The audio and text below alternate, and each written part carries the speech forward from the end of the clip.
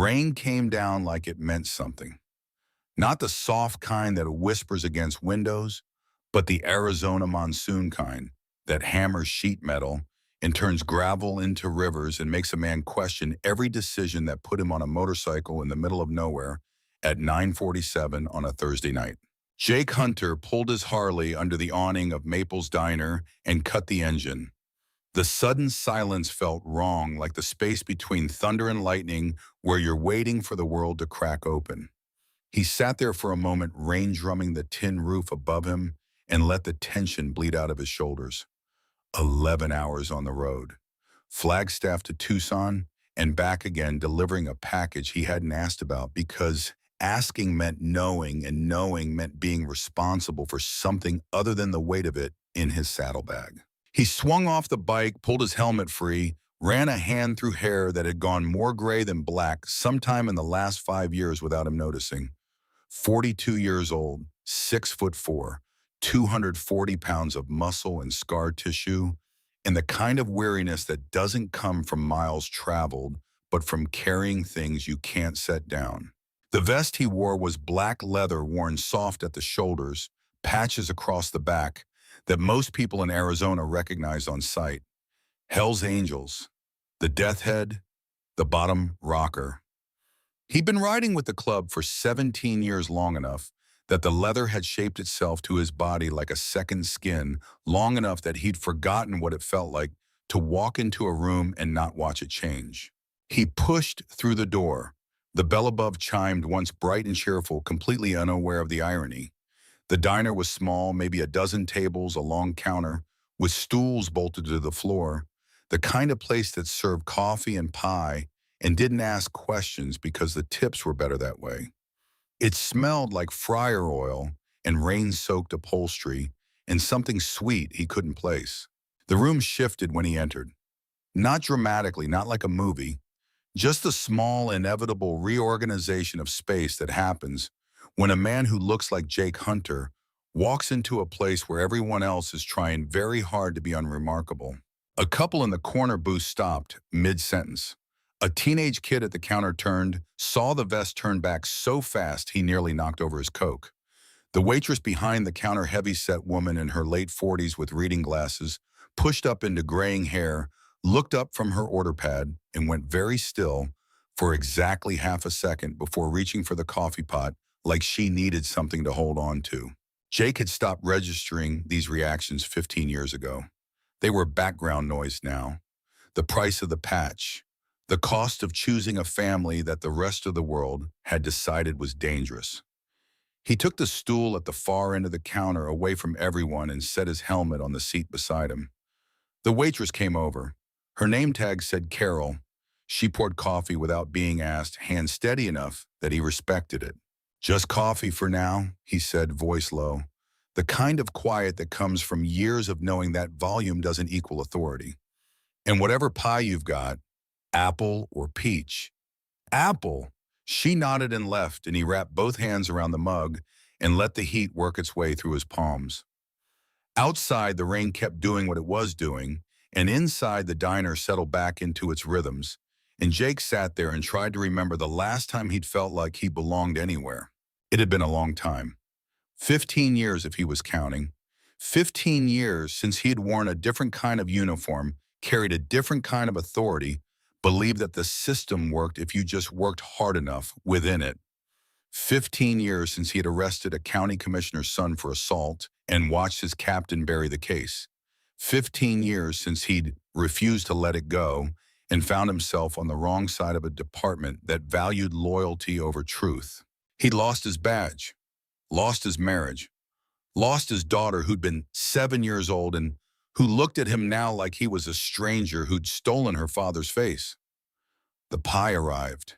He ate in silence and tried not to think about Emily, about the way she'd asked him once, why he couldn't just let things be, why he always had to be the one to fix what was broken.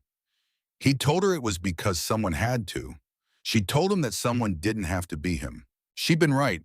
But by the time he'd understood that she was gone and his daughter was calling another man, Dad and Jake was on a Harley heading toward people who understood that some things were worth fighting for even when you lost everything in the process. He was almost done with his pie when he felt it. Not a sound, not a movement, just a specific, unmistakable sensation of being watched by someone who had made a decision and was gathering the courage to act on it. He didn't turn right away. He lifted his coffee mug, took a slow sip, and waited. Let whoever it was come to him. He'd learned that patience was the only real power a man like him had left. The footsteps stopped behind him, close, maybe 2 feet. Then a voice small and careful and trembling at the edges, but not at the center. Excuse me, he turned. She was old, that was the first thing.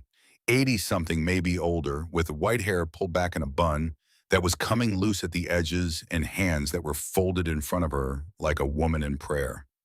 She wore a cardigan over a floral dress, sensible shoes, and an expression that Jake recognized immediately because he'd worn it himself more times than he could count. Fear, the bone-deep kind, the kind that sits in your chest and makes it hard to breathe but doesn't stop you from moving because moving is the only option left. But her eyes were something else entirely. Sharp, clear, undefeated. The eyes of a woman who had lived through things that would have broken someone weaker and had decided that broken was not an option. I'm sorry to bother you, she said, and her voice was steady despite the trembling hands. But I need your help. Jake looked at her for a long moment. Around them, the diner had gone quiet again. Not the shocked quiet of his entrance, a different kind. The held breath quiet of people who know something is happening and don't yet know if they should intervene. Ma'am, he said carefully, I think you might have me confused with someone else. No. Firm, immediate, I don't. She pulled out the stool next to him and sat down. In the act of it, the sheer audacity of an 80-something-year-old woman sitting down next to a Hell's Angel without hesitation made something shift in Jake's chest. My name is Eleanor Mitchell, she said, and I am going to ask you to do something that will sound insane, and I need you to say yes before I can explain why. Jake set his coffee mug down. I'm listening. In about 30 seconds, a man is going to walk through that door. He's going to say he's my son. He's going to have documentation. He's going to be very calm and very convincing. She paused. He's going to be lying. Why would he do that? Because I'm carrying something he wants, something worth killing for.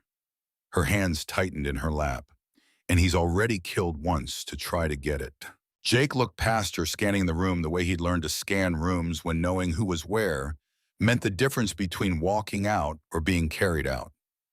Nothing obvious. Carol refilling water glasses, the couple in the corner, the kid with the Coke, 2 truckers by the window he hadn't noticed before. Then the door opened. The man who walked in was exactly what Eleanor had described, though she hadn't described him. Tall, mid-50s, dark suit expensive but not flashy, brown hair going gray at the temples, and a smile. Pleasant, easy. The kind of smile that people practice until it looks natural. He paused just inside the door, let his eyes move around the room like a man looking for someone specific, but trying not to make it obvious. His gaze found Eleanor.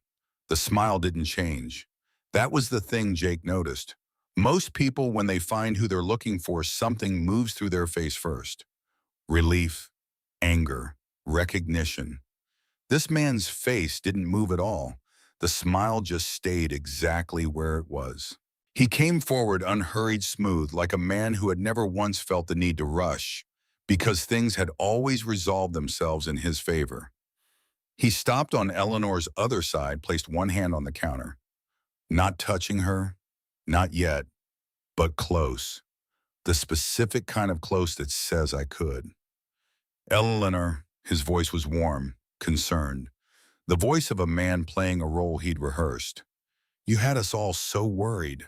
Eleanor didn't look at him. She kept her eyes on her folded hands and said nothing. The man turned to Jake. I'm sorry if my mother disturbed you. She has a tendency to wander, especially when she's confused. He reached into his jacket, produced a wallet, slid out a business card with practiced ease.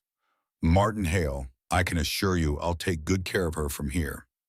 Jake took the card, looked at it, set it on the counter without looking up. She's not confused, he said. A pause. Brief, almost imperceptible. Excuse me? She walked straight to me, sat down, spoke clearly, knew exactly what she was saying. Jake looked up, met Hale's eyes. That's not confused. The smile stayed in place. She has good days and bad days. I'm sure she seemed lucid, but she told me, Jake said, his voice flat and deliberate, that a man was going to walk in here and claim to be her son. She told me he'd have documentation. She told me he'd be lying. He tilted his head slightly. So which part of that sounds confused to you?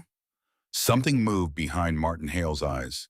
Something that was not warmth and was not concern. Something calculating and cold and very, very patient. Sir Hale said, his voice dropping half a register. I understand you're trying to help, but this is a family matter, and it would be in everyone's best interest if I what? The questions sat in the air between them. Hale looked at Jake, all 6'4" of him, the leather vest, the patches, the steady hands, the eyes that had seen enough of the world's worst corners that they'd stopped flinching. If you stayed out of it, Hale finished. Jake nodded slowly. See, here's the thing. Your mother, he put deliberate emphasis on the word, asked me for help. And I've got a policy about that. Someone asks for help, I don't walk away just because it's inconvenient. Eleanor's hand beneath the counter found the edge of Jake's stool, not grabbing it, just resting against it, like touching something solid. Hale straightened, adjusted his jacket. The smile didn't leave. It just became something that lived entirely on the surface of his face, connected to nothing underneath. All right, he said quietly. I can see you've made your decision, but I think you should know what you're involving yourself in. I'm listening. My mother is not well. She hasn't been well for some time. And the people who care about her, he paused, let that word hang there, the people who actually care about her well-being. We're trying to get her the help she needs. What you're doing right now, however well-intentioned, is making that harder. Jake picked up his coffee mug, took a slow sip, set it down. Carol, he called out, not loud, just enough to carry. The waitress looked up. This gentleman says he's this lady's son. You know this lady? She'd been in here before. Carol looked between Jake and Hale. Her expression was careful. The expression of a woman caught between forces she didn't understand and didn't want to be part of. I've seen her in here a few times, Carol said slowly. She usually comes in with, she stopped, looked at Eleanor. Honey, are you all right? I'm fine, dear. Eleanor said, her voice perfectly composed. I'm having coffee with my friend here. Your friend, Hale repeated. His tone suggested the word tasted bad. That's right, Jake said. He turned to Eleanor. What did you want to talk to me about again? Eleanor looked at him. Something passed between them, an understanding, a choice being made in real time. I wanted to talk to you about my husband, she said clearly. Thomas, he died 14 months ago. She paused. They said it was a heart attack, but it wasn't. The diner went absolutely silent. Hale's face did something then. The smile didn't disappear, but it stopped being a smile. The muscles held the shape, but the thing animating it withdrew, and what was left was just an arrangement of features signifying nothing. Eleanor, he said, just her name, quietly, in a tone that somehow managed to compress warning and promise and patience into 3 syllables. Don't use my name, Eleanor said, her voice sharp as a blade. You used it at Thomas's funeral, and I haven't been able to stand the sound of it in your mouth since. Something cold moved through the room, not dramatic, not loud, just a specific atmospheric shift that happens when people realize they're witnessing something that matters. Jake kept his eyes on Hale, watched the man's face rearrange itself, watched calculation replace performance, watched the mask come off piece by piece until what was left was something harder and more honest and significantly more dangerous.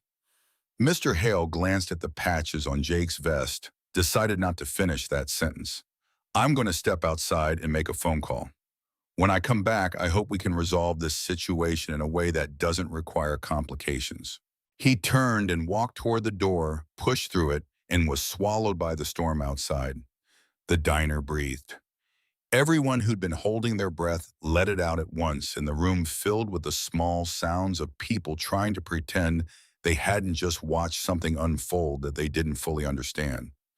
Jake turned to Eleanor. How long before he comes back? Not long. Her hand was still resting against his stool. He could feel the slight pressure of it. He'll make a call first, bring more people, and then they won't ask anymore. They'll just take. Jake thought about that, about the specific phrasing. They'll just take, not negotiate, not persuade. Take. The word choice of someone who'd been on the receiving end of that verb before. Tell me about your husband, he said. She looked at him for a long moment. Then she unwrapped her hands and clasped them around the coffee mug Carol had placed in front of her at some point without either of them noticing. Thomas was a county auditor, she said, for 31 years. Quiet work, methodical work. The kind of work nobody notices unless something goes wrong. She paused. About 2 years before he died, something went wrong. Outside, through the rain-blurred window, a pair of headlights rolled slowly into the gravel parking lot and stopped. Then another pair, then a third. Jake kept his eyes on Eleanor. Keep going. He found discrepancies, she said. Small at first, expenditures coded to projects that didn't exist. Transfers between accounts with names that sounded legitimate but dissolved the moment you tried to trace them. Her voice stayed level, precise. The voice of a woman repeating something she'd heard so many times she could recite it in her sleep. He spent 8 months verifying before he told me a single thing. Because Thomas believed that accuracy was a form of respect. What did he find? $14 million, Eleanor said. Over 6 years. Moved in pieces small enough to avoid automatic flags. Contracts awarded to companies that existed only on paper. Grants approved for projects that were never built. She looked at the surface of her coffee. The money ended up in 3 places. 3 people. 2 of them are names most people in this state would recognize. The third is a man who holds a position that makes him very difficult to touch, even with evidence. Jake processed that. 14 million. 3 people.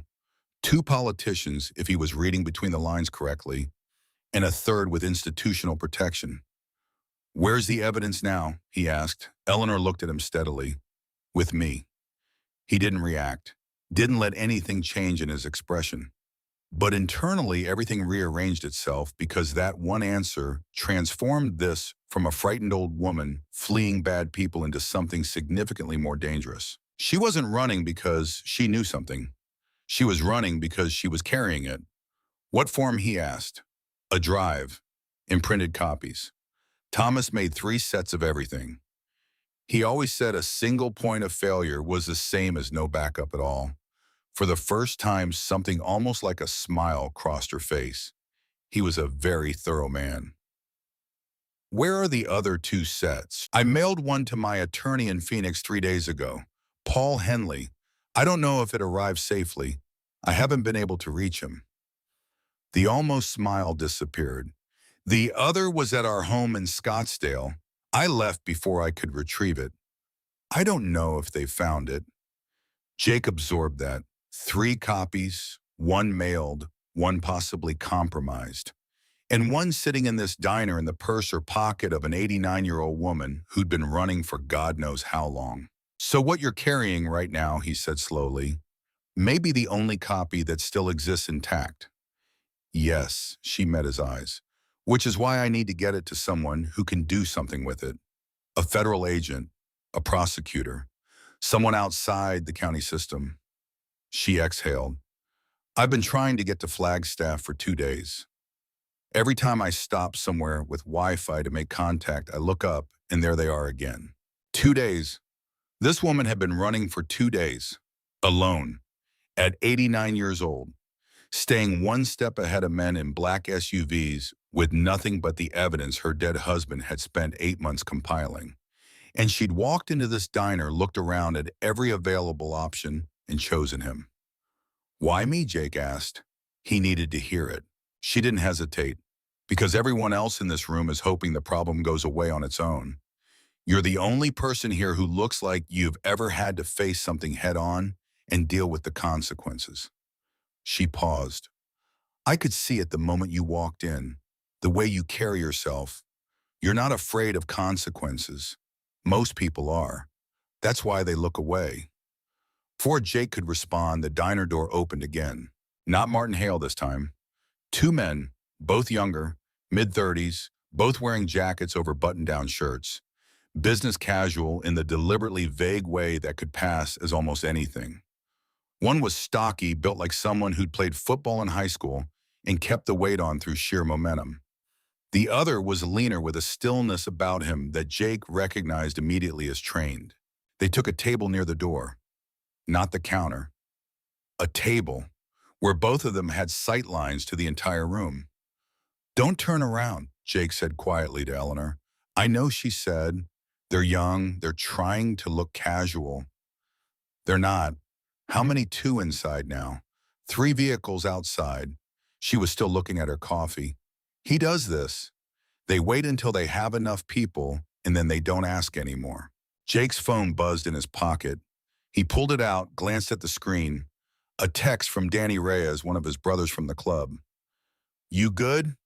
Jake had told Danny he'd be passing through, might stop for coffee. Danny had offered to ride back up. Jake had said no, it was just coffee, he'd be fine. He texted back, need you, Maple's Diner, Route 89. Bring two more, quiet. The reply came back in seconds, 20 minutes. Jake put the phone away, looked at Eleanor. I've got people coming, but we need to buy time. How much time? 20 minutes. She nodded once. No panic, no questions about who his people were or why they'd drop everything to ride out into a storm on his word alone. Just acceptance. The acceptance of a woman who understood that sometimes you had to trust people you didn't know because the alternative was trusting people you knew would hurt you. Carol came over with the coffee pot hands shakier now than they'd been when Jake first arrived. She refilled his mug without making eye contact. Carol, Jake said quietly. She looked up. Those two men who just came in, you know them. She glanced toward the table by the door, swallowed. Never seen them before. They say anything to you, not yet. Her voice was barely above a whisper. But one of them keeps looking over here. Jake nodded. Do me a favor. In about 15 minutes, I'm going to need you to do something for me. Something that might seem strange. What kind of something? The kind that keeps this woman safe, Jake said, gesturing to Eleanor.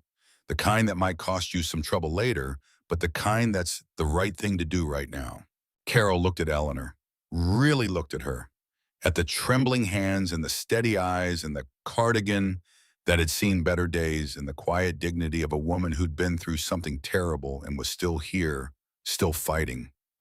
Something moved through Carol's expression. Some decision being made in real time. What do you need? She asked. Before Jake could answer, his phone buzzed again. Not Danny this time. An unknown number. He hesitated, then answered. Hunter. A woman's voice. Professional. Clipped. This is Agent Diane Mercer, FBI Phoenix Field Office. I received a message from a Marshal Ray Calder that you might be in a situation requiring federal assistance. Is that accurate? Jake blinked. Ray. He hadn't talked to Ray in 3 years, not since Ray had retired and moved out to Camp Verde to raise horse and pretend he didn't miss the work. But Ray had contacts everywhere.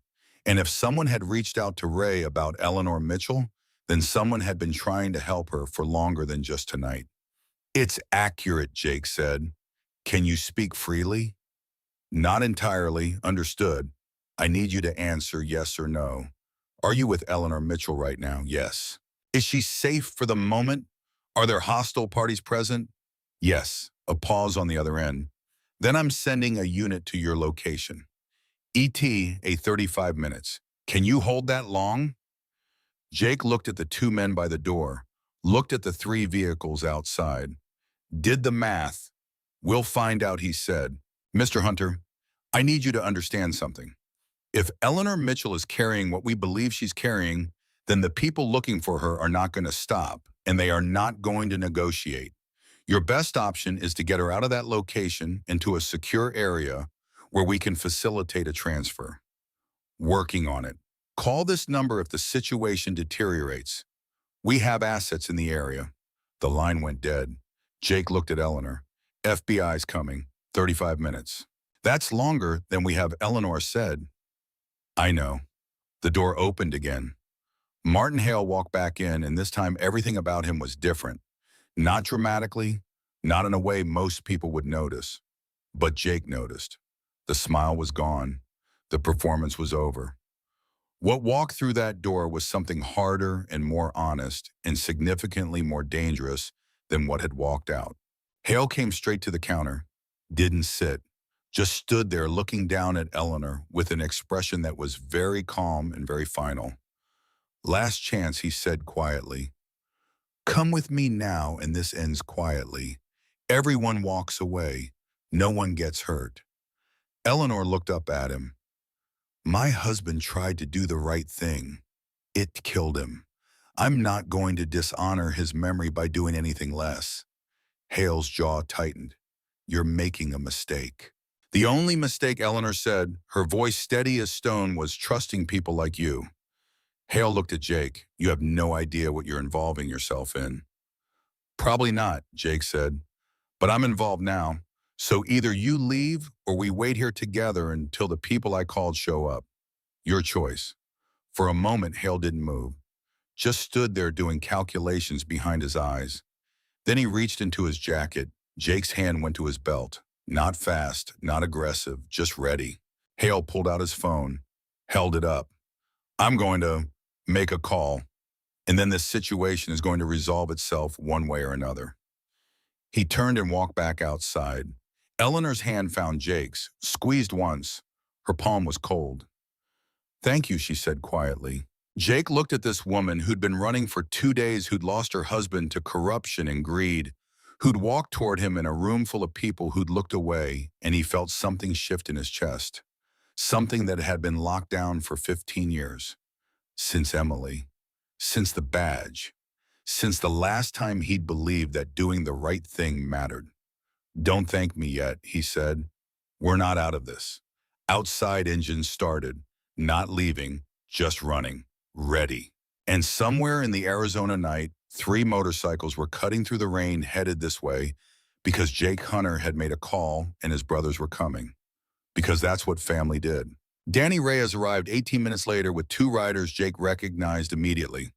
Cruz, who never spoke and never needed to, and a younger member named Finn, who'd been prospecting for 6 months in a road like he had something to prove. They pulled into the parking lot with their lights off, engines low, the deliberate quiet of men who understood that loud was sometimes the opposite of effective. Jake watched them through the window. Watched Danny take in the 3 SUVs, the positioning, the 2 men visible inside the diner. Watched him process it all in the space of maybe 5 seconds before his hand went up in a signal Jake knew by heart.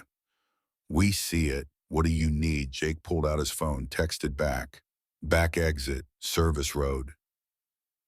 Be ready. The reply came instantly. Copy.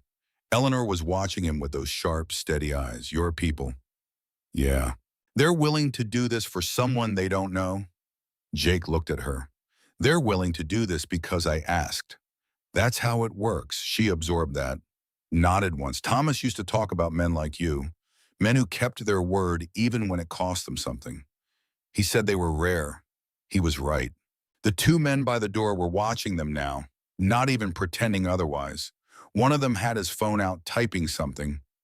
The other just stared flat and patient, the way people stare when they're waiting for permission to stop being patient. Carol appeared at Jake's elbow, coffee pot in hand, even though his mug was still full. Her voice was barely audible. There's a kitchen door. Goes out to the back. Service road runs along there. She paused. My car's parked on that road. Keys are in it. Jake looked at her. You're sure? No, she met his eyes, but I'm doing it anyway. Why? Carol glanced at Eleanor, then back to Jake. Because my husband's a cop. Because he's told me things about how the system works that make me sick. And because if I look the other way right now, I won't be able to live with myself tomorrow. She walked away before Jake could respond. Eleanor had heard every word. She's risking her job. Maybe more. I know. People keep doing that tonight. For me, a stranger. Jake turned to face her fully. You're not a stranger. You're someone who needs help. That's all that matters. Before Eleanor could respond, Jake's phone buzzed again. Agent Mercer, Hunter. What's your status? Still holding. How far out are you? 28 minutes. But I need to tell you something before you make your next move. A pause. We reached Paul Henley's office in Phoenix. Something in her tone made Jake's stomach tighten. And Mr. Henley was in a car accident 2 weeks ago. He's been in a rehabilitation facility since. His office was broken into sometime in the last 72 hours. The documents Eleanor sent him are gone. The words hit like a physical thing. Jake looked at Eleanor, who was watching his face, reading the change in it. Say that again, Jake said. The attorney's copies are gone, which means what Eleanor's carrying is the only set left. Yes, Eleanor's eyes went wide. Not panic, worse. The specific horror of understanding something that had been true all along but hidden from you. Her hand went to her chest, pressed there like she was trying to hold something inside. Does she know? Mercer asked. She does now. A pause. Get her out of there, Mr. Hunter. Whatever it takes. The line went dead. Jake turned to Eleanor. She was staring at nothing, her lips moving slightly like she was doing math in her head. The math of how many times she'd thought she had backup. How many times she'd told herself that if something happened to her, at least the evidence would survive through Henley. How many times that thought had been the only thing keeping her moving forward. Thomas always made 3 copies, she said quietly. Always. He said redundancy was the only protection that mattered. Her voice cracked just slightly, just for a second. I thought I had backup. You did, Jake said. You have me. You have my brothers outside. You have an FBI agent 28 minutes away. That's your backup now. She looked at him. If something happens to me, nothing's going to happen to you. If it does, she continued, her voice firmer now. The drive is in my left shoe, inside the sole. Thomas taught me that. He said the most overlooked places are always the most ordinary ones. Jake nodded. Smart man, the smartest I ever knew. She paused. That's why they killed him. The diner door opened. Not Hale this time. A woman, late 50s, well-dressed in the careful way that suggests money without advertising it. She walked straight to the 2 men by the door, spoke to them briefly, then turned and looked directly at Eleanor. Something about her was different from Hale. Hale had been performance and calculation. This woman was pure calculation. No performance at all. Just the cold, practical assessment of someone evaluating a problem and determining the most efficient solution. She came to the counter, stood where Hale had stood, looked at Eleanor the way you'd look at a spreadsheet. Mrs. Mitchell, she said. Her voice was pleasant, professional, the voice of someone conducting business. My name is Patricia Webb. I represent certain interests that would very much like to resolve this situation amicably. I'm not interested in resolution, Eleanor said. I think you should hear what I have to say first. I don't think I should. Patricia Webb smiled. It was the kind of smile that had nothing to do with happiness and everything to do with maintaining the appearance of civility. You have something that doesn't belong to you. We're prepared to make a very generous offer for its return. It belongs to my husband, Eleanor said, and to the people whose tax money was stolen. I'm not interested in selling it back to the thieves. Webb's smile didn't change. Mrs. Mitchell, I understand you're upset. Your husband's death was tragic. But holding on to this information won't bring him back. It will only put you and your family in danger. Eleanor went very still. My family. Your son in Portland. Your granddaughter, Sarah. 16, isn't she lovely girl?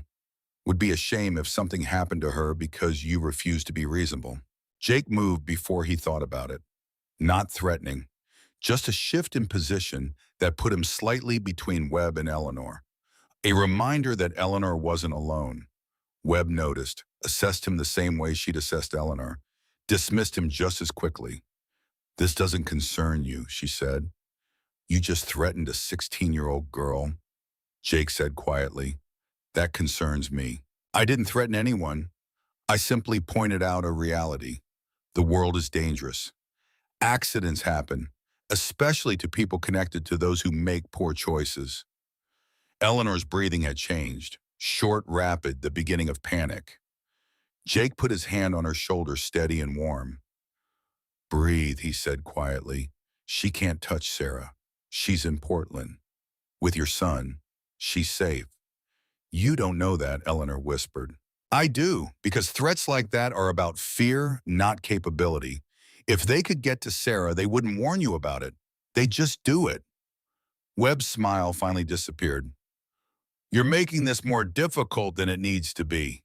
"Good," Jake said. Webb reached into her purse. Jake's hand went to his belt again.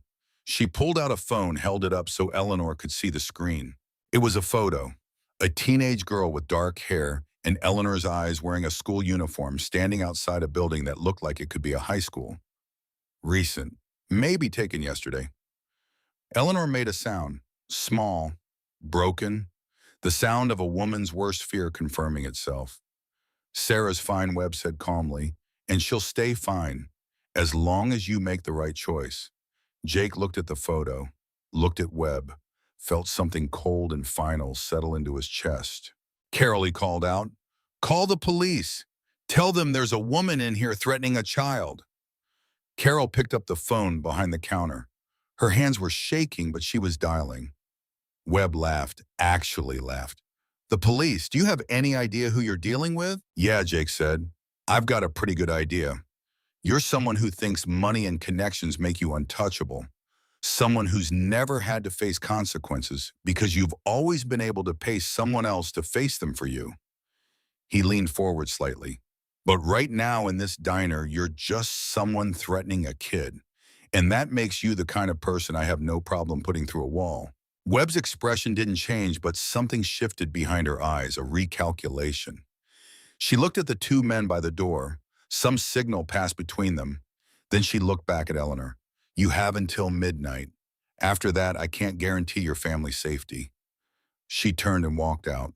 The diner was silent for exactly 5 seconds. Then Eleanor started crying, not loud, not dramatic, just the quiet, exhausted weeping of someone who'd been holding it together for so long that the effort of it had finally become too much. Jake pulled out his phone, called Danny. "Yeah, the woman who just walked out. Follow her, don't engage. Just see where she goes. Copy." He hung up, called a different number. It rang 4 times before a man answered, voice thick with sleep. "This better be important. Ray, it's Jake. I need a favor." Ray Calder was silent for a moment. Then, "What kind of favor?" "The kind that involves protecting a 16-year-old girl in Portland who's just been threatened by people connected to a $14 million corruption case." Another pause. Longer this time. Then, "Give me the details." Jake gave him everything: Sarah's name, Robert Mitchell's name, the school in the photo, everything Eleanor had told him. Ray listened without interrupting, the way he always had, the way Jake remembered from their time working together before everything fell apart. "I know someone in Portland PD," Ray said finally. "Good cop, actually gives a damn. I'll make the call. Get a patrol car on the girl until this is resolved. Thank you." "Don't thank me yet. If these people are as connected as you're saying, a patrol car might not be enough. It's more than she has right now." Ray was quiet for a beat. Then, "Jake, what are you into?" "The right thing," Jake said.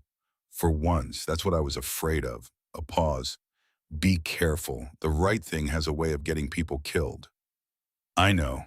He hung up, looked at Eleanor, who'd gotten herself back under control, wiping at her eyes with a napkin Carol had silently provided. "Sarah's going to have police protection within the hour," Jake said. "Ray's the best. If he says he'll handle it, it's handled." Eleanor nodded. Couldn't speak yet, just nodded. Jake's phone buzzed. Mercer again.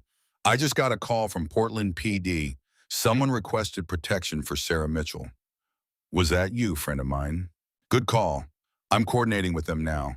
The girl will be safe. A pause. Hunter, we've got a problem. I just received intel that Warren Goss himself is en route to your location. Jake felt his blood go cold. The chief deputy.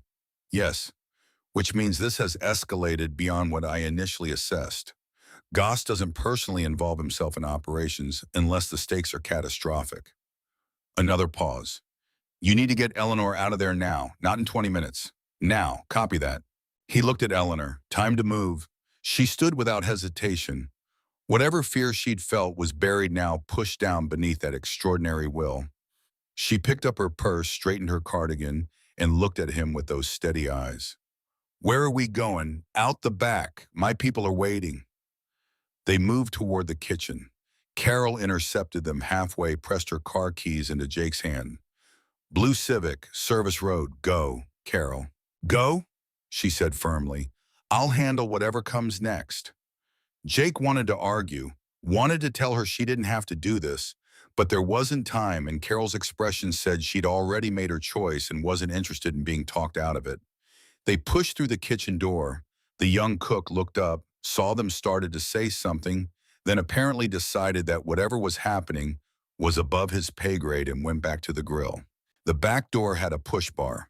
Jake hit it with his shoulder, and they were outside, rain hitting them immediately, cold and hard. The Civic was exactly where Carol said it would be. Danny was standing next to it, soaked through helmet in hand. Cruz and Finn are circling the block. Hale's people are watching the front. Nobody's on this road yet. Yet Jake repeated, yeah.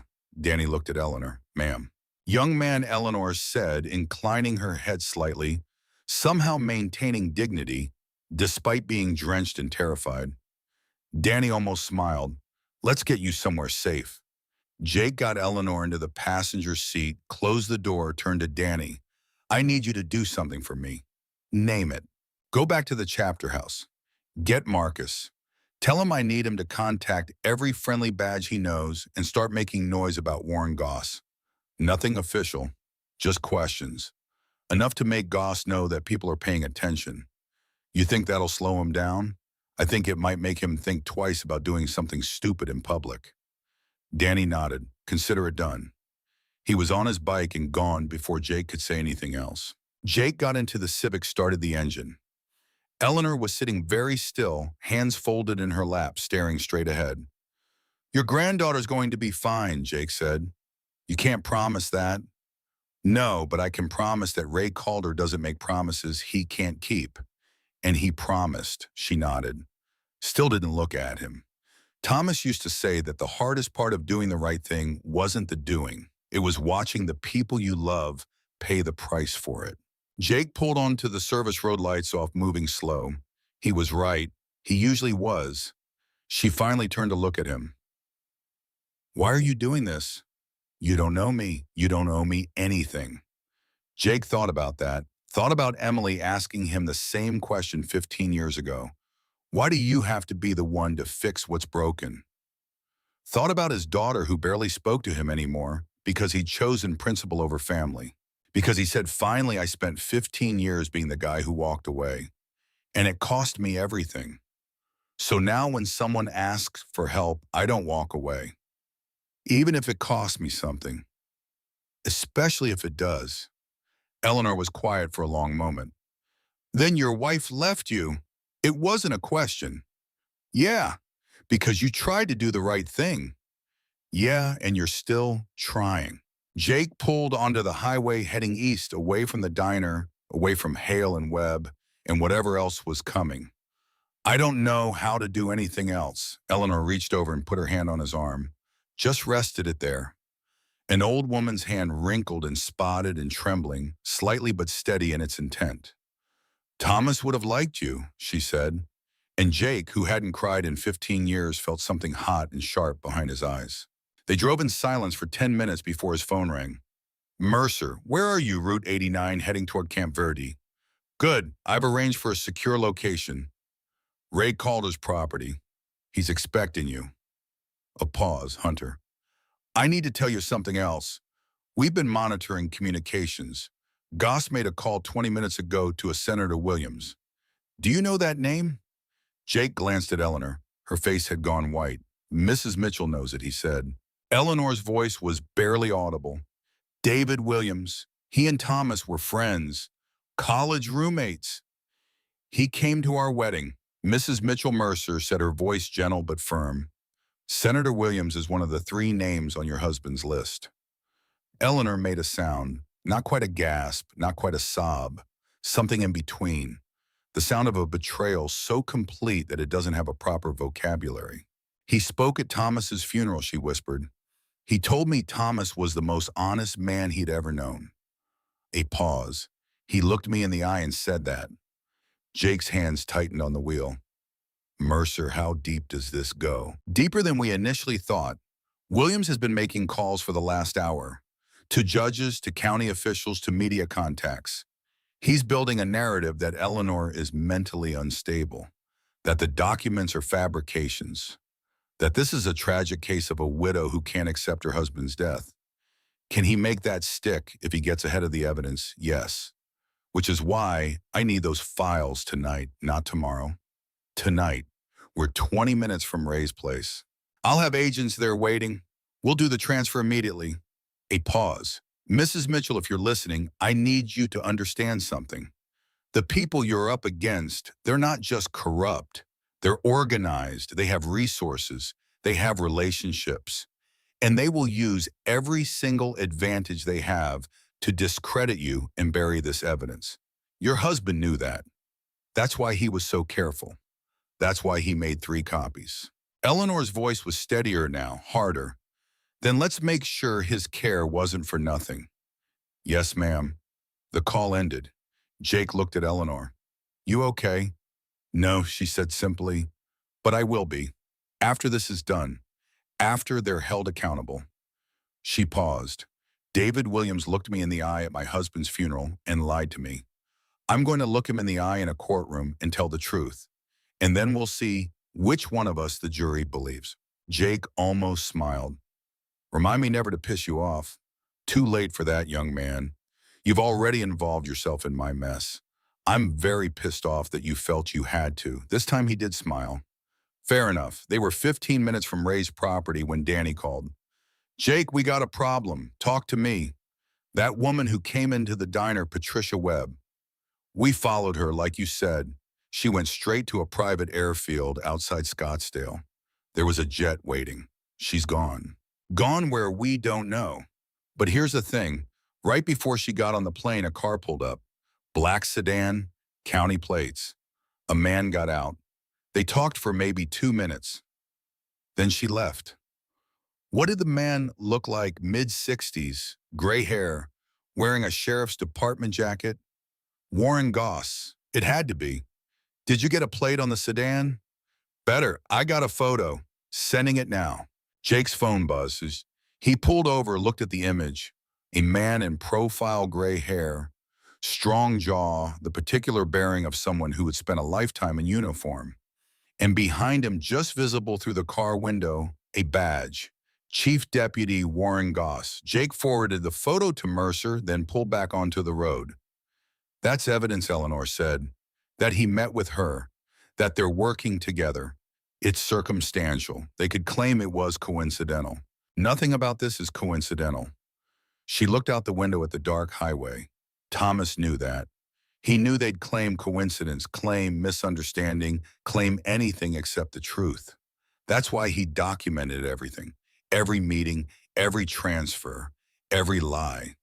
Her voice broke slightly, and they killed him for it anyway. Jake didn't have an answer for that, because she was right. Thomas had done everything right, and it had gotten him killed. And now Eleanor was finishing what he'd started, and there was every chance it would get her killed too. But she was doing it anyway, because some things were worth dying for. The ranch property was dark when they arrived, but not empty. Jake could feel that before he saw it, the particular quality of a place where someone has been waiting. The way presence changes the air even when you can't see the person yet. He pulled the truck up to where the gravel widened and cut the engine. And for a moment, both of them just sat in the sudden silence, listening to the rain work itself down through a night that had started to feel at last like it might have an end to it. A light came on inside the structure, ahead, not overhead, something lower. A lamp. The kind of light that says, I'm here, but I'm not announcing it. Stay close, Jake said, and he got out first. The man who opened the door was Ray Calder, 61 years old, former U.S. Marshal, retired under circumstances that had made some people in the federal system quietly grateful and others quietly nervous, depending on which side of a particular operation they had been standing on. He was shorter than Jake by 4 inches and broader through the shoulders than anyone his age had a right to be, with gray hair cut close and the specific kind of stillness that comes not from calm, but from the compression of a great deal of energy into a very small and deliberately controlled space. He looked at Jake. He looked at Eleanor. He stepped back from the door and said, "Come in." Eleanor walked past him without hesitating. Jake noticed that she'd been making that same choice all night. The choice to move forward into uncertain spaces rather than wait at the threshold, and it still struck him each time. Ray noticed it too. Jake could see it happen in the fraction of a second before Ray's expression settled back into its default neutrality. Inside it was warm. Someone had left the heat running. There was a card table set up with 3 chairs, and on the table a laptop, a legal pad, a pen and 2 phones, one raised, one a burner still in the packaging. "Sit down," Ray said. He was already moving to the table. "Both of you." They sat. Ray remained standing the way he always had in every room Jake had ever shared with him, positioned slightly to the side sightline to the door, never quite fully at rest. "I reached out to someone," Ray said. "Her name is Diane Mercer, Assistant Special Agent in Charge, FBI Phoenix Field Office. I've known her for 16 years. She is not compromised. I would stake a significant amount on that." "How significant?" Jake asked.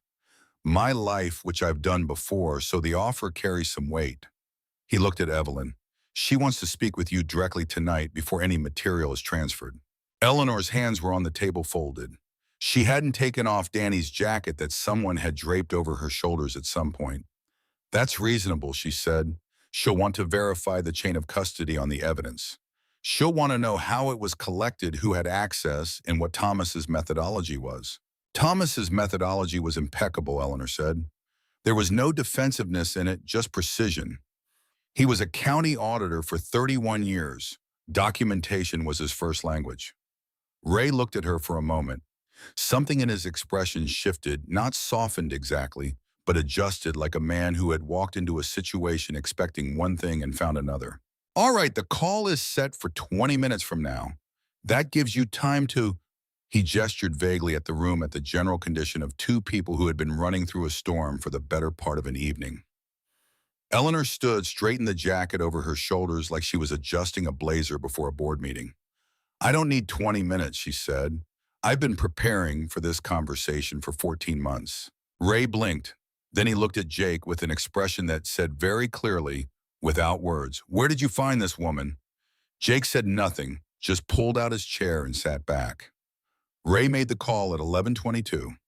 Diane Mercer picked up on the second ring, which told Jake everything about how seriously Ray had communicated the situation.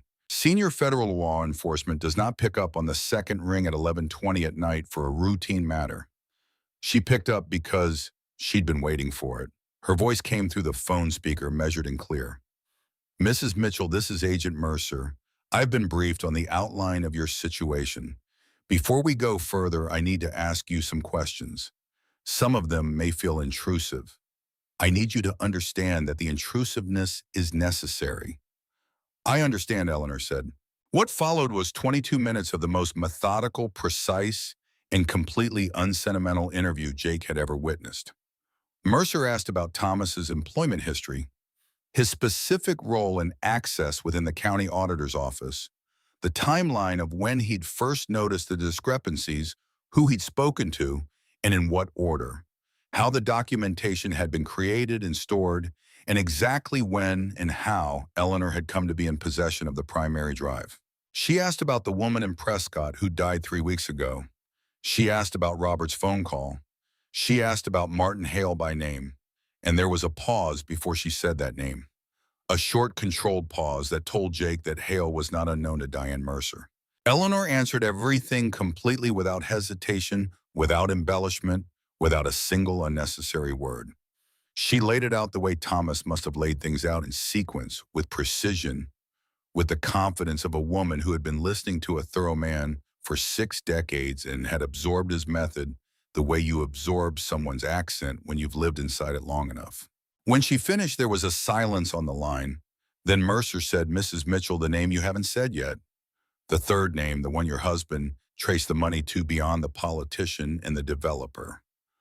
A pause. "I need that name." Eleanor looked at Jake. He kept his face still. This was her call to make. She looked at the phone. "His name is Warren Goss," she said. "He's the current chief deputy of the Yavapai County Sheriff's Office." The silence this time lasted longer.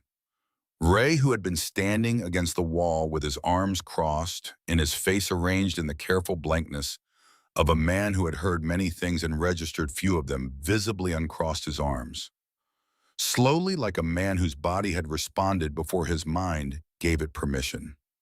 "Say that again," Mercer said. "Warren Goss," Eleanor repeated.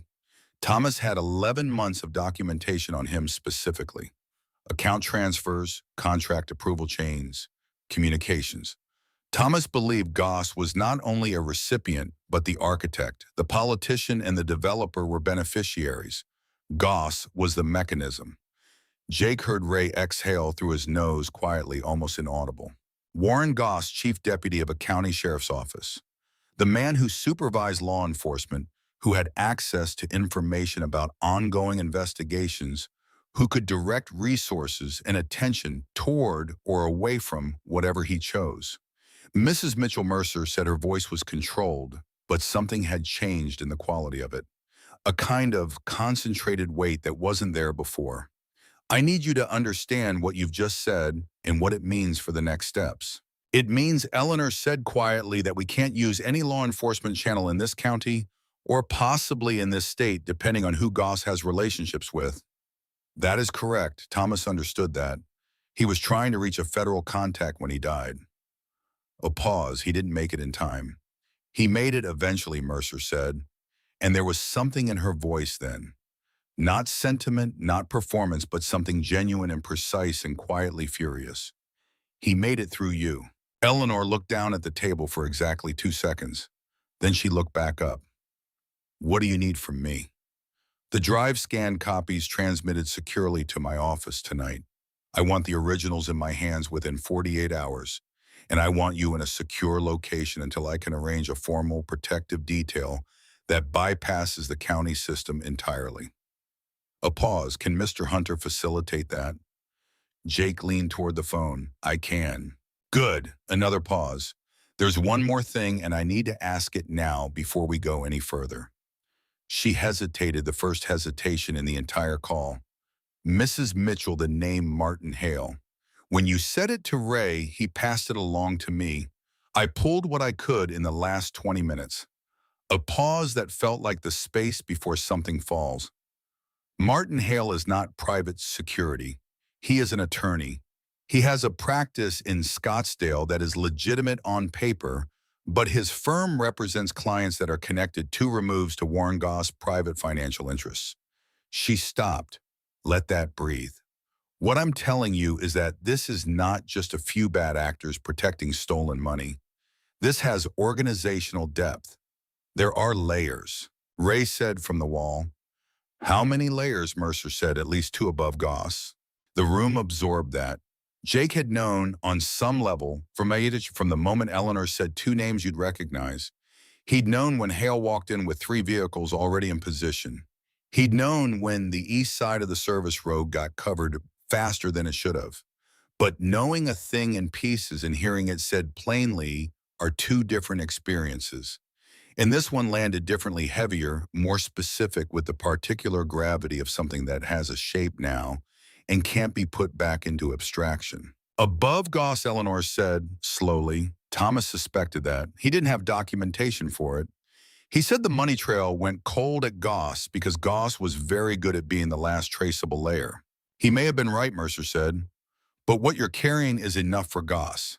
And Goss will give us the layers above him because that's what men like Goss do when the walls come in. They trade. Her voice had gone hard in the way of someone who has done this before and is not precious about the mechanics of it. Let me worry about the structure right now. I need the files. Ray opened the laptop. He talked Eleanor through the secure transmission process, an encrypted portum, a file key. Mercer texted to the burner phone, the specific sequence for uploading without creating a traceable origin or endpoint. Eleanor handed over the drive with both hands like a person setting down something that has been enormously heavy, and Ray began the upload. 4 minutes into the upload, Jake's phone buzzed. Danny, a single line. They're moving all three vehicles heading east on 89. Jake read it twice, put the phone face down on the table, looked at Ray without saying anything. Ray read the expression and straightened. How far out? Ray said quietly. They're on 89 heading east. If they know about this property. They don't, Ray said. It's not connected to me. You sure? A pause. Just a half second. I'm sure. You hesitated. I was thinking. Ray moved to the window. Didn't open it, just positioned himself where he could listen to the outside. My brother David, we've been estranged for 3 years. He knows about this property, but he doesn't know about my work, and he has no connection to any of this. Could his phone be monitored? Ray turned from the window. His jaw was set. I called him from the burner. You used the burner before you opened it, Jake said. I saw you take it out of the packaging when we came in. Ray went still. I called David from my personal cell. Before you arrived, before I opened the burner. He stopped. The sequence ran through his expression like a current. I used my personal phone. David's number. I told him we'd be using the property tonight. The upload was at 63%. How long? Jake said to Ray, but he was already looking at the screen. 8 minutes, maybe 7. 7 minutes. Whoever was in those vehicles on Route 89, if they'd been on David's phone, if they'd had a flag on Ray's number, if they'd moved the moment that call was made, had potentially had an hour's head start in identifying this location. 7 minutes might be exactly what they had, or it might already be less. Jake stood. Mercer, he spoke toward the phone. The upload is in progress. We may have a situation developing at this location. How quickly can you have federal presence here? Mercer didn't miss a beat. Give me the coordinates and keep that upload running. Her voice had changed again. Tighter, faster, the shift of someone who has moved from investigation mode into operational mode without breaking stride. Don't let that upload stop for any reason. Ray gave her the coordinates. She was already talking to someone else in the background, her voice dropping out of the phone's range for a moment. Evelyn had been sitting perfectly still, through all of it, watching each person in the room with those eyes that missed nothing. Now she said very quietly to Jake, "What do you need me to do?" He looked at her. She was tired, genuinely tired. He could see it now in the set of her shoulders and the fine lines around her eyes, that the adrenaline had been holding at bay for hours, but the eyes themselves were the same, undefeated. "Stay at this table," he said. "Don't move away from the laptop." He looked at Ray. "I'm going outside. Jake, if they're coming, I'd rather know before they're at the door." He was already moving. "Keep the upload running." He went out the way they'd come in, pulling the door almost closed behind him enough to keep the light inside. He stood in the wet dark and listened. The rain had dropped to a lighter pattern, the worst of the storm moving east, and the night was quieter than it had been at Maples. He could hear his own heartbeat in the drip from the eaves and faintly the settling sound of the truck's engine cooling. Nothing else. He stood for 90 seconds, long enough to be sure he wasn't hearing the low vibration of approaching vehicles. Then he moved around the perimeter of the structure, not because he thought anyone was already there, but because standing still in a situation like this one was the thing you did when you'd run out of discipline, and discipline was the only thing that had gotten them this far. He'd made it around 3/4 of the building when his phone buzzed again. He looked at it. Danny, not a text this time, a call. He picked up immediately. "What?" The vehicle stopped. Danny said, "All three about a mile and a half back on 89. They're not moving." How long? About 4 minutes now. They just stopped. Parked on the shoulder. Jake processed that. Parked on the shoulder, not moving, not advancing, not retreating. Are they communicating? Can you tell? We were back about a quarter mile on a parallel road. I can see the vehicles, but I can't see inside them. A pause, Jake. There's something else. Say it.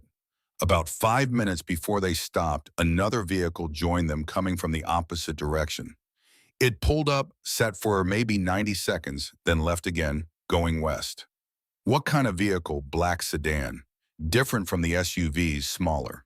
Jake stood in the dark outside the ranch building and felt something sharpen in him. The specific alertness that arrives when a situation reveals a dimension you hadn't accounted for. A vehicle from the opposite direction. Someone coming to meet them on the road delivering something. Information, instructions, a decision, and then leaving again. Someone who wasn't Martin Hale. Someone above Martin Hale. The sedan, Jake said. Did you get anything on it? Wow. Partial plate, Arizona. Runs come back to a fleet registration. Fleet for what? A pause. Yavapai County. There it was.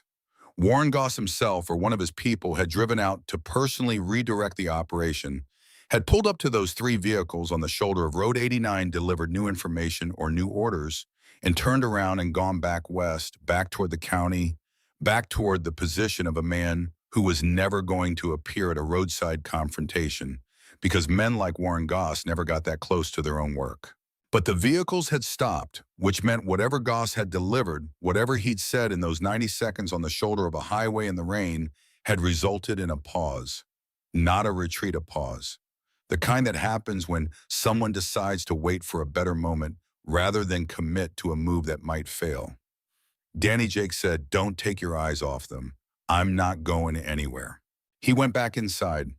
The upload was at 91%. Ray was on his phone in the corner, speaking in low, rapid sentences to someone Jake couldn't identify.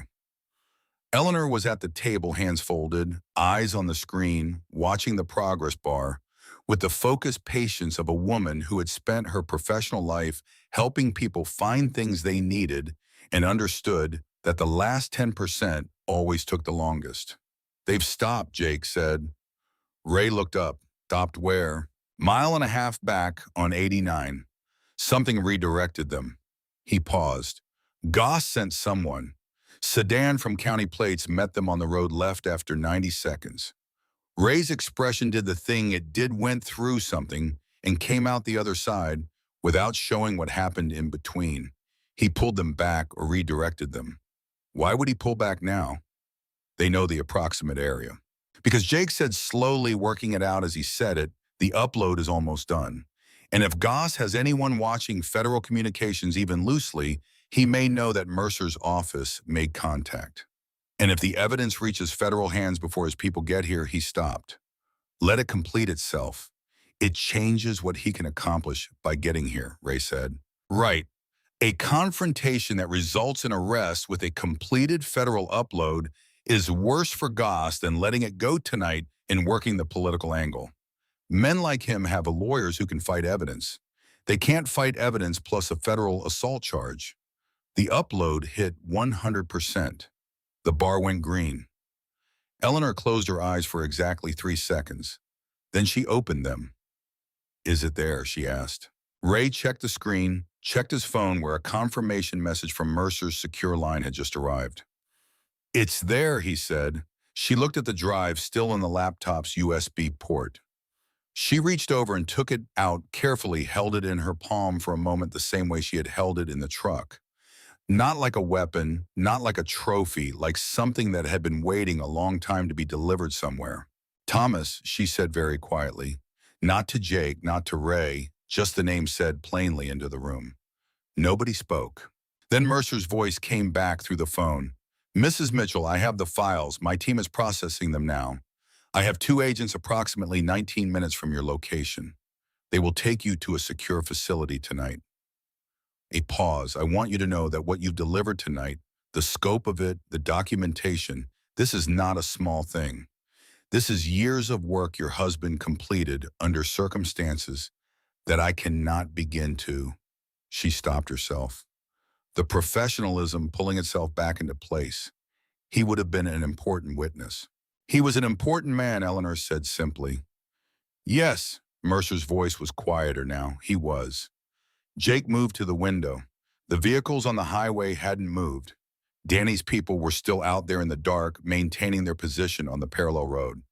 Three bikers in the rain holding a watching brief over three parked SUVs while a federal upload completed.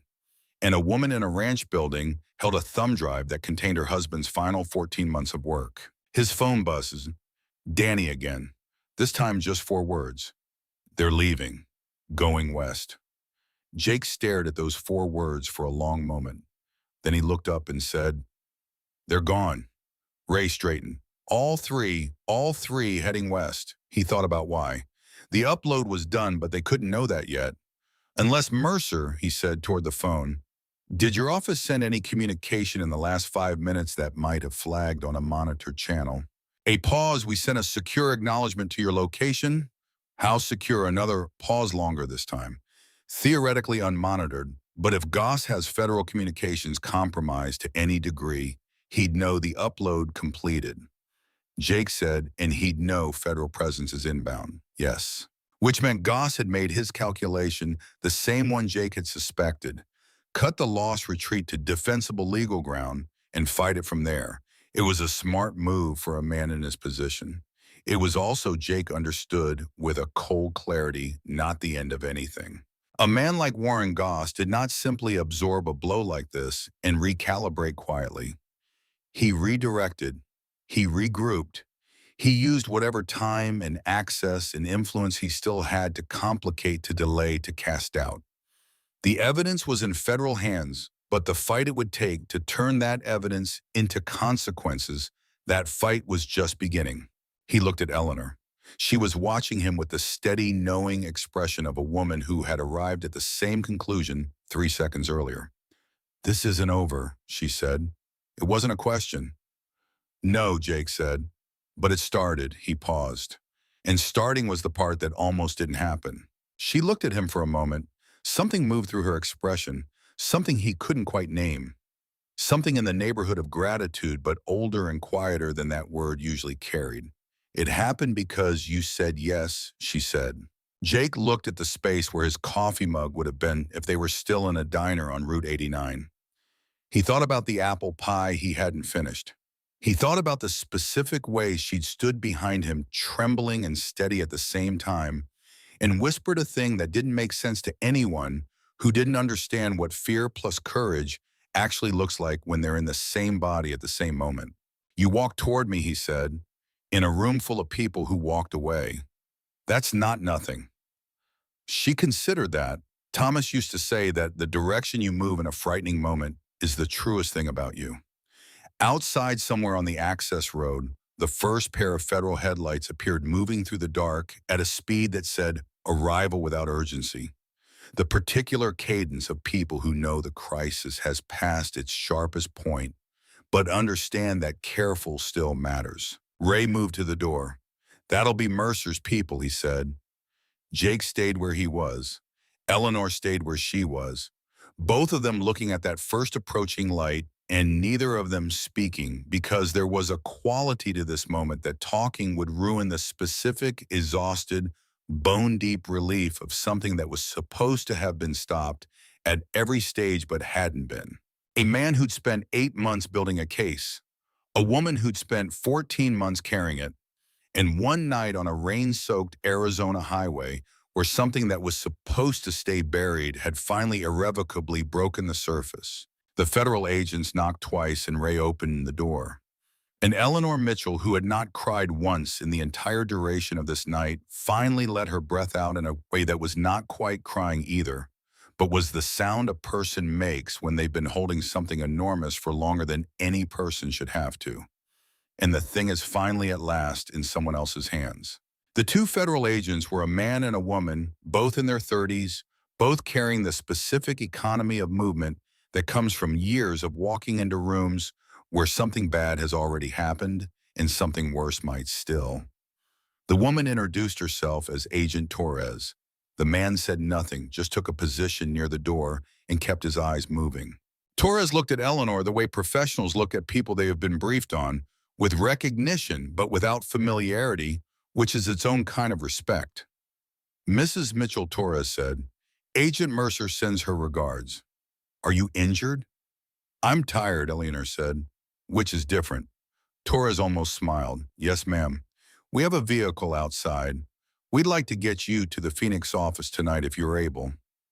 "I'm able." Eleanor stood from the table. She looked at Jake and then at Ray, and there was a moment brief without ceremony, the way the most important moments usually are, where she simply looked at both of them and let that be what it was. Then she looked back at Torres. "There's one thing before we go," she said. "Ma'am, my son Robert in Portland. His phone may be compromised. I need to reach him through a clean line and tell him I'm safe." Her voice stayed steady, but something underneath it pressed close to the surface. "He doesn't know what happened tonight. He'll have been awake for hours."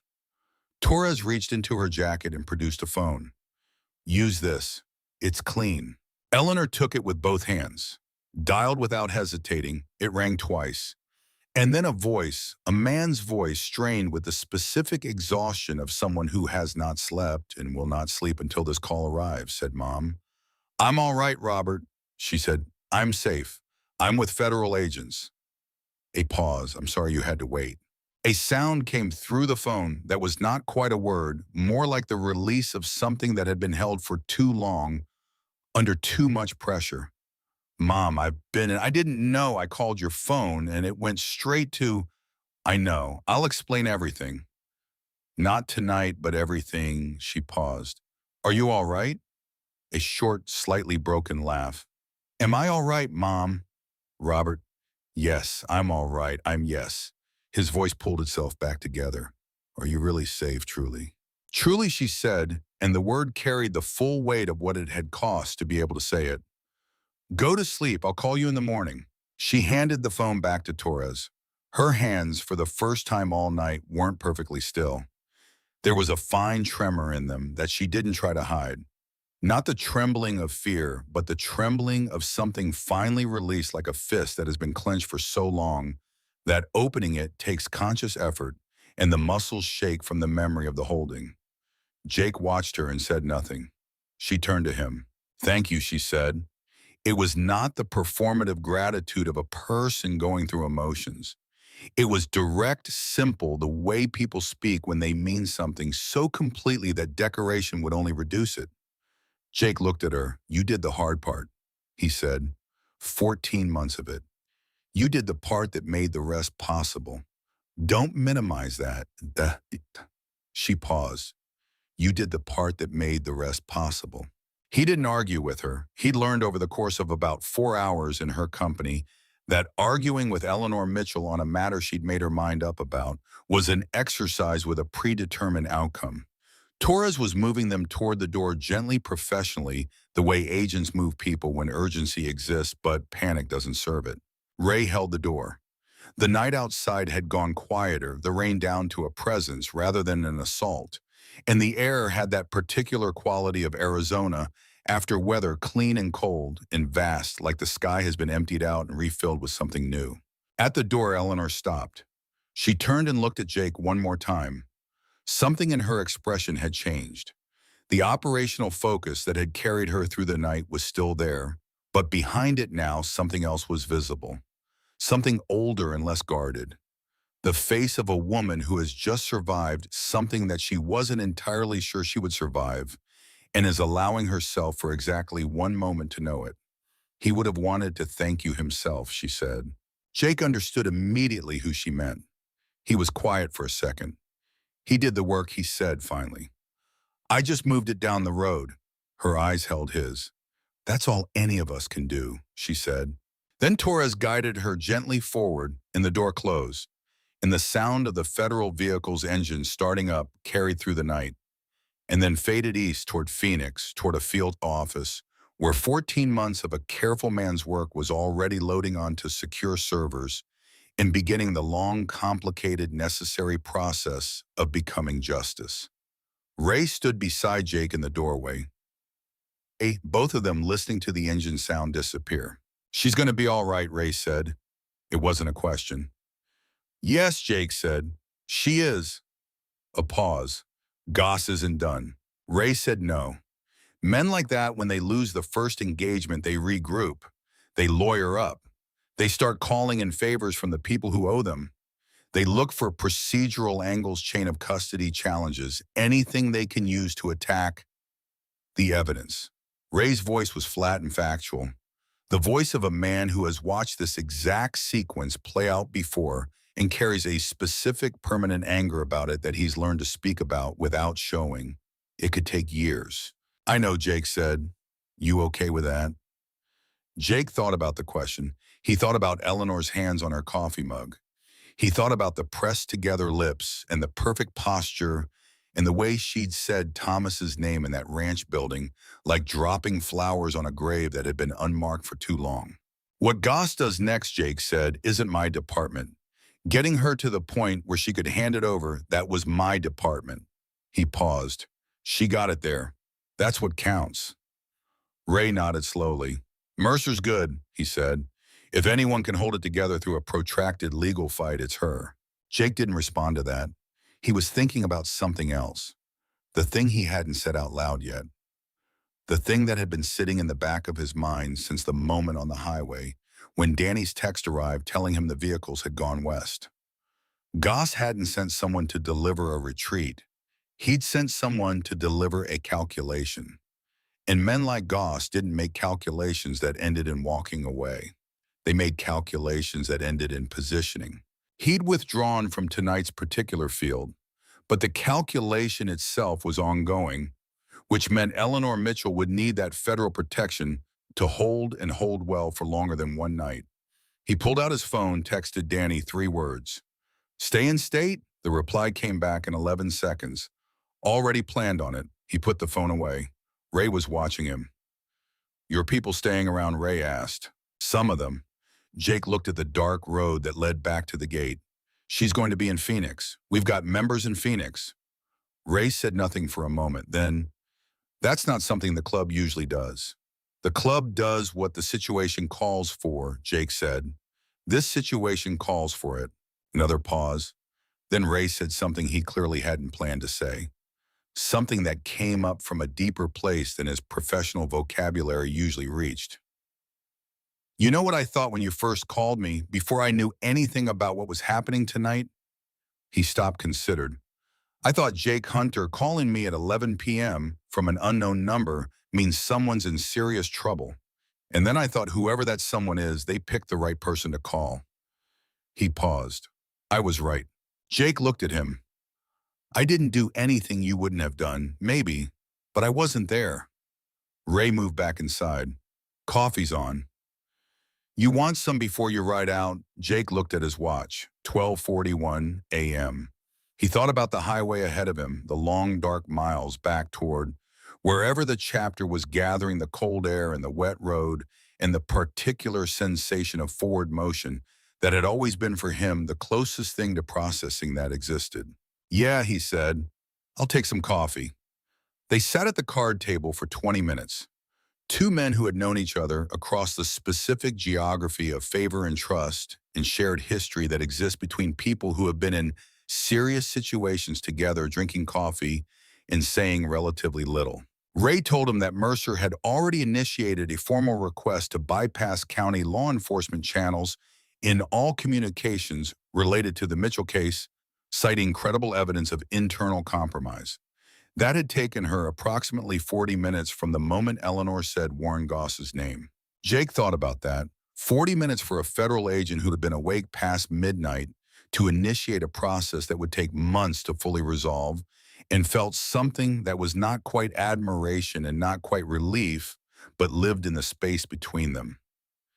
He was almost done with his coffee when his phone buzzed again. Not Danny this time, a number he didn't recognize. He looked at it, let it ring twice, then picked up. Hunter, a woman's voice controlled familiar from the earlier phone call. This is Mercer. He put the mug down. Agent Mercer, Mrs. Mitchell is en route. She's safe. I wanted you to know. A pause. I also wanted to tell you something directly rather than through Ray. Another pause, shorter. The third set of documents, the ones Thomas sent to the attorney in Phoenix. Jake went still. What about them? The attorney's name is Paul Henley. We've been trying to reach him since Mrs. Mitchell mentioned him tonight. We reached his office 40 minutes ago, a pause that had weight in it. Mr. Henley was in a car accident 2 weeks ago. He's been in a rehabilitation facility since then. The documents he received were stored in his office. When his staff went to retrieve them tonight at our request, she stopped. The office had been broken into sometime in the last 72 hours. The documents are gone. The ranch building kitchen was very quiet. Jake looked at the table at his coffee mug, at the grain of the wooden surface that he'd been looking at without seeing for the last 20 minutes. He thought about what this meant in the sequence of what he knew. The drive was in federal hands. The uploaded files were on secure servers. Those were safe. But the third set, the physical copies Thomas had mailed, the ones Eleanor didn't know were already gone, had been intercepted, which meant Goss's operation had been moving on multiple fronts simultaneously, which meant the sophistication of it was even deeper than tonight had shown, which meant Thomas Mitchell had been right about all of it, and it had cost him everything. The drive Eleanor carried is intact, Jake said. The upload is complete, yes. That's what we have, and it's sufficient. I'm not telling you this to alarm you. I'm telling you because you should understand the full scope of what you walked into tonight and what Mrs. Mitchell has been navigating alone. A pause. She never knew the attorney's copies were gone. She's been operating on the assumption that she had backup. She did have backup, Jake said. She just didn't know it was only her. Mercer was quiet for a moment. Yes, that's exactly right. He thought about 2 days of running borrowed phones and cash only and 4 miles on foot to avoid a checkpoint she didn't trust. An 89-year-old woman who thought she had 2 other safety nets and had in fact had none, carrying the only surviving copy of her husband's work in her left shoe. Not because she'd calculated that it was the last copy, but because Thomas had told her to keep it there. Because Thomas had believed in redundancy, and Eleanor had believed in Thomas and the chain of faith between a dead man's instruction and a living woman's compliance, had been the single thread keeping 14 months of evidence from disappearing entirely. Is she going to be told? Jake asked. Yes, when she's settled, when she's rested. A pause. It won't change what she did tonight, but she should know how close it was. She already knows how close things were, Jake said. She's known since the woman in Prescott died 3 weeks ago. Mercer said the woman in Prescott. I'm looking into that. Good. A pause. Mr. Hunter, I'm going to say something that is somewhat outside my professional vocabulary, so bear with me. A beat. What you did tonight, making that call, getting her out, getting her to Ray, keeping the upload running, none of that was your responsibility. None of it was your job. You had every reason to finish your coffee and get back on the road. She stopped. A lot of people would have. Jake looked at his coffee mug for a moment. She walked toward me, he said, in a room where everyone else walked away. That's not something you just let be. Mercer was quiet on the other end then. No, I suppose it isn't. A pause. Get some rest, Mr. Hunter, and thank you. The line went dead. Ray was looking at him from across the table. He'd heard enough of one side of the conversation to read the shape of it. Henley's copies are gone, he said. It wasn't a question. Yes. Ray absorbed that with the stillness of a man who has processed bad news often enough to have developed a methodology for it. He picked up his coffee, put it down. She made it through anyway. She made it through anyway, Jake said. He stood, picked up his helmet from the counter where he'd set it when they came in. Ray walked him to the door without being asked because that was who Ray was, a man who completed things, who saw them to the threshold and no further because beyond the threshold was someone else's road. At the door, Jake stopped. The favor, he said, consider it settled. Ray looked at him. Something moved through his expression that was not sentiment and was not detachment, but occupied the honest ground between them. The favor I owed you, Ray said carefully, was for what you did for my nephew 3 years ago. That was a different thing. He paused. Tonight you came to me. Tonight we're even on something new. Another pause. Don't make it transactional. It doesn't suit either of us. Jake looked at him for a moment, then he put his hand out. Ray took it. They shook once firmly the way men do when they mean something that neither of them is going to say. Then Jake walked out into the Arizona night. Danny was waiting on the access road alone, the other two bikes gone. He was sitting on his Harley with his arms crossed and his helmet on his tank.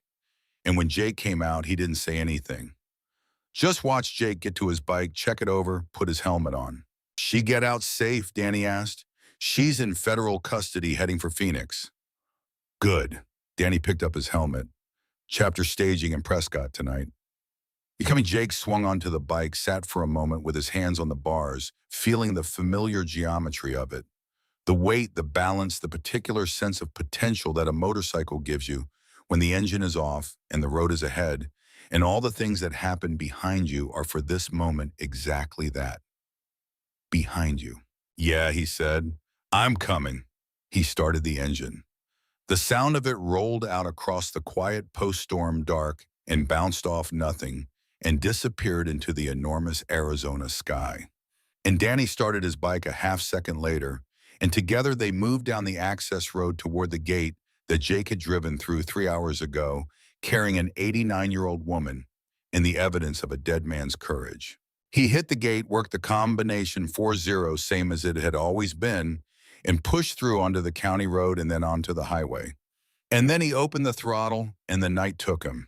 He didn't think about Warren Goss, who was somewhere west of him in a county building, or a home office, or the back of a car making calls and building contingencies and doing what men who have spent their entire careers insulating themselves from consequence do when consequence finally irrevocably arrives.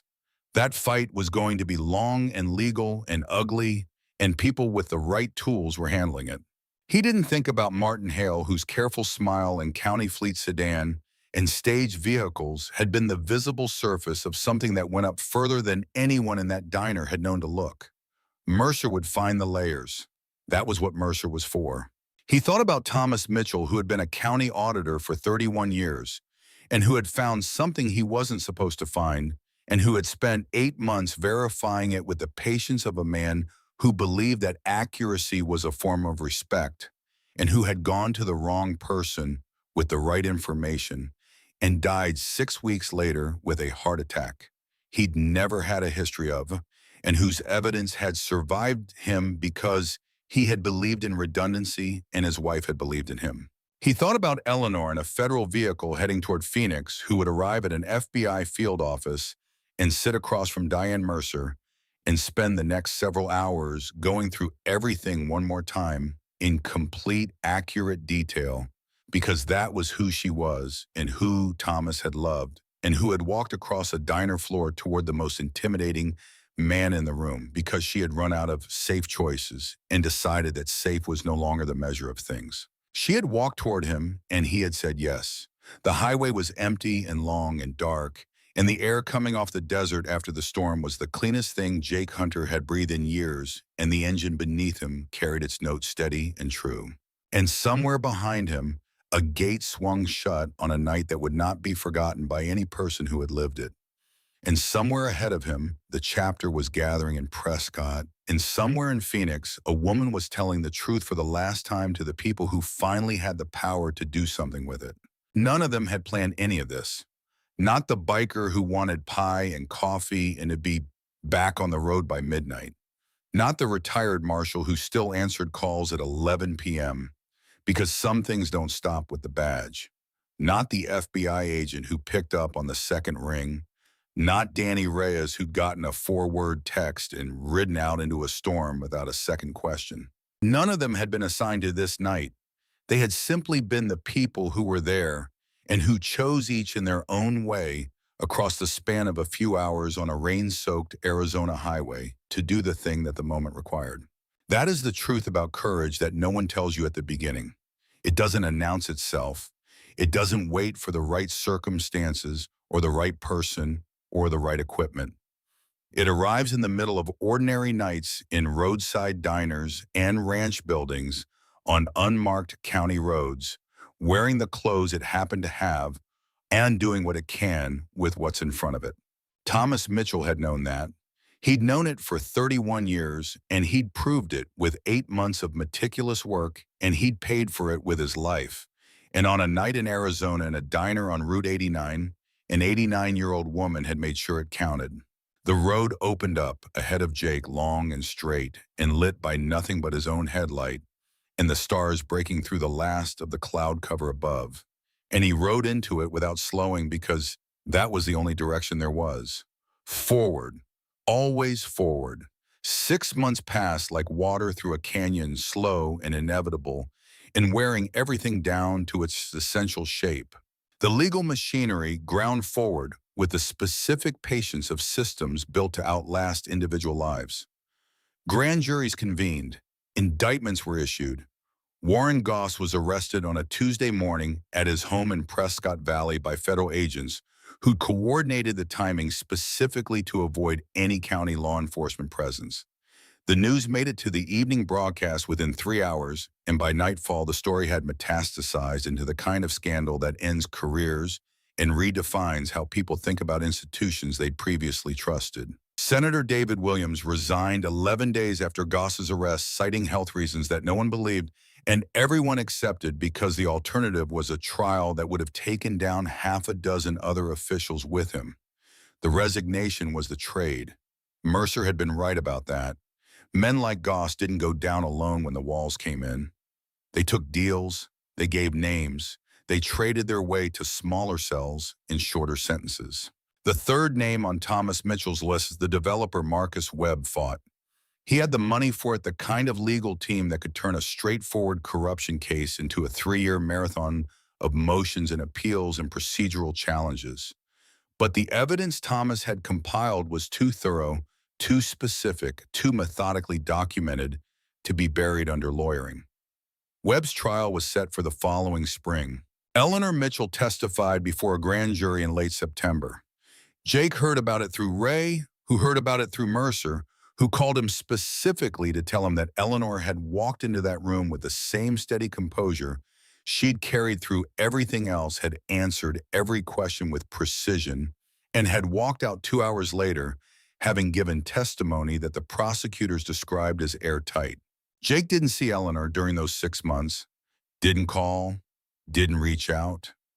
Not because he'd forgotten, but because he understood that what she was living through now was different from what she'd lived through that night. That night had been about survival. The 6 months that followed were about something harder, about sitting in rooms with lawyers and agents and prosecutors and telling the same story over and over until it stopped feeling like her story and started feeling like evidence. About living in a safe house in Phoenix with a federal protection outside her door and knowing that the life she'd built over 89 years was gone, not because she'd lost it, but because she'd chosen to trade it for something more important. He understood that because he'd made similar trades, smaller ones maybe, less dramatic, but trades nonetheless. The badge for principle, the marriage for conscience, his daughter for the belief that some things mattered more than personal happiness. He didn't know if he'd been right about those trades, but he knew Eleanor had been right about hers, and that was enough. The Hells Angels maintained a presence in Phoenix through those 6 months. Not official, not coordinated with law enforcement, just members who happened to live in the area, making sure they rode past the safe house a few times a week, making sure federal protection saw them, making sure anyone else who might be watching understood that Eleanor Mitchell had people who cared whether she made it to trial. Danny coordinated it without being asked, the way he coordinated everything with the quiet efficiency of a man who understood that some debts couldn't be repaid, only honored. In late October, Agent Mercer called Jake directly. It was the first time they'd spoken since that night. "Mr. Hunter," she said. Her voice had the particular quality of someone who'd been working 18-hour days for 6 months and was only just beginning to see the outline of an ending. "I wanted to give you an update." "I'm listening." "Warren Goss accepted a plea agreement this morning. 22 years federal facility, no parole. In exchange, he's providing testimony against 6 additional individuals, including a state attorney general and 2 sitting county commissioners." Jake absorbed that. 22 years. For a man Goss's age, that was effectively life. What about Eleanor, he asked. She'll still need to testify at Webb's trial, but the bulk of her involvement is complete. We're working on transitioning her out of protective custody. She's asked about returning to Scottsdale. Is that safe? Mercer was quiet for a moment. Safer than it was 6 months ago. Goss was the center of gravity. With him removed and cooperating, the organizational structure has collapsed. There are still people who'd prefer Mrs. Mitchell didn't testify against Webb, but they're scattered now, disorganized. She paused. We'll maintain periodic check-ins, but full-time protection won't be necessary much longer. That's good. Another pause. Mr. Hunter, there's something else. Mrs. Mitchell has asked about you several times. She wanted to know if you were all right, if the club faced any repercussions for helping her. We're fine, Jake said. I told her as much. Mercer's voice softened slightly. She wanted me to thank you. She said she tried to find a way to reach you directly, but didn't want to intrude. Jake looked out to the window of the chapter house where he was standing at the Arizona sun, cutting hard shadows across the parking lot. Tell her she's not an intrusion. I will. A pause. You should know what she did, what you helped her do. It's going to change things. Not overnight, not dramatically, but the systems that allowed Goss to operate, the relationships, the blind spots, those are being examined now in ways they weren't before. That matters. Thomas did the work, Jake said. Eleanor made sure it counted. I just moved it down the road. Mercer made a sound that might have been a laugh or might have been something else. That's not how she describes it. But I suspect arguing with you about that would be a waste of both our time. Probably. Take care, Mr. Hunter. You too. The call ended, and Jake stood there for a moment, phone in hand, thinking about Eleanor in a safe house in Phoenix, asking about him, wanting to know if he was all right, and feeling something shift in his chest. The same thing that had shifted that night when she'd walked toward him. The recognition of something rare. Not courage exactly, though there was courage in it, but something older than courage. The specific quality of a person who believed that other people mattered and acted on that belief even when it cost them everything. He put the phone away and went back to whatever he'd been doing before the call, which was fixing a carburetor on Cruz's bike, and the work settled him the way work always did, and the day moved forward. 3 weeks later, on a Saturday in November, Jake was working on his own bike in the driveway of the small house he rented on the edge of Prescott when a car pulled up. Blue sedan, not new but well-maintained, driven by a woman he recognized immediately, even though she looked different than she had that night. Eleanor Mitchell stepped out of the car, moving carefully but without assistance. She wore slacks and a cardigan, her white hair pulled back the same way, but something in her bearing had changed. Not diminished exactly, but settled. Like a structure that had been under enormous pressure and had finally been allowed to rest under its own weight. Mrs. Mitchell, Jake said, straightening up, wiping his hands on a rag. Mr. Hunter. She came toward him, slowly taking in the house, the bike, the quiet street. I hope I'm not intruding. Not at all. She reached him and stopped, looked at him with those same sharp, steady eyes. I wanted to thank you in person. The words I said to Agent Mercer didn't feel sufficient. You don't need to thank me. I do. She paused. You gave me something I'd lost. The belief that there are still people who help without needing a reason beyond the fact that help is needed. Jake didn't know what to say to that. He'd never been good with gratitude, especially when it felt bigger than what he'd actually done. How are you? He asked instead. Tired, she said simply. But all right, the safe house was, she smiled slightly, not designed for comfort. But I'm back in Scottsdale now, back in my own home. It feels strange. Strange how, like visiting a place I used to live rather than living there. She looked at the bike he'd been working on. Thomas had a motorcycle when we were young. I told you that, didn't I? You did. He was terrible at it. She smiled more fully now, and the expression transformed her face. Dropped years off it. He laid it down twice in the first month. But he loved it. Said it made him feel free. Jake thought about that. About Thomas Mitchell County Auditor, methodical and careful, imprecise, getting on a motorcycle and feeling free, about the particular paradox of a man who spent his professional life inside systems choosing to spend his personal life on something that had no room for anything except the road and the wind and the choice you made in each moment. He sounds like he was a good man, Jake said. He was. Eleanor's eyes had gone distant for a moment, the way eyes do when people are looking at something that isn't there anymore but used to be. The best man I ever knew. They stood in silence for a moment. Then Eleanor said, "There's something I wanted to ask you." All right. She reached into her purse and pulled out an envelope. Inside was a photograph, black and white, edges worn. It showed a man in his 30s, dark hair, strong jaw, standing next to a motorcycle in what looked like the 1970s. He was smiling the kind of smile that had nothing to do with performance and everything to do with genuine happiness. "That's Thomas," Eleanor said, "the year we got married." She looked at the photo for a moment. "I have very few pictures of him this happy. He was always serious, always thinking. But on that bike," she tapped the photo gently. "He was different." She held the photo out to Jake. "I want you to have this." Jake looked at her. "Mrs. Mitchell Eleanor, please. After everything, I think you've earned the right to call me Eleanor." "Eleanor," he said, "I can't take this." "You can." She pressed it into his hand. "Because you understood something about tonight that I didn't fully see until later. You understood that Thomas wasn't just trying to expose corruption. He was trying to prove that ordinary people could stand against extraordinary power and win." She paused. "You proved that too, in your own way.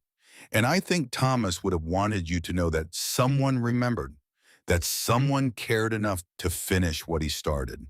Jake looked at the photograph. At Thomas Mitchell, 30 years old, standing next to a motorcycle he was terrible at riding, smiling like he'd found something worth the risk.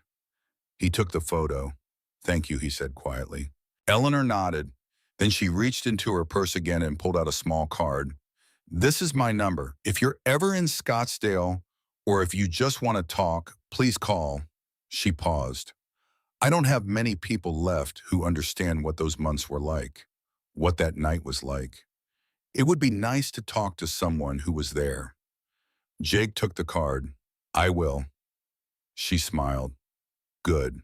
She turned to go, then stopped, looked back. "One more thing. My granddaughter Sarah, she's coming to stay with me for Thanksgiving. She wanted to meet you." She said. Eleanor's expression softened. She said she wanted to meet the man who helped her grandmother when no one else would. Jake felt something catch in his throat. "I'd like that." "Good," Eleanor said again. "Then I'll call you." She walked back to her car, got in, and drove away. And Jake stood in his driveway holding a photograph of a man he'd never met and a phone number written in careful, precise handwriting, and felt the specific weight of being trusted with something that mattered. Thanksgiving came cold and clear. Jake rode to Scottsdale on a Thursday morning, the highway empty of everyone except the people who didn't have anywhere to be or were heading somewhere they actually wanted to go.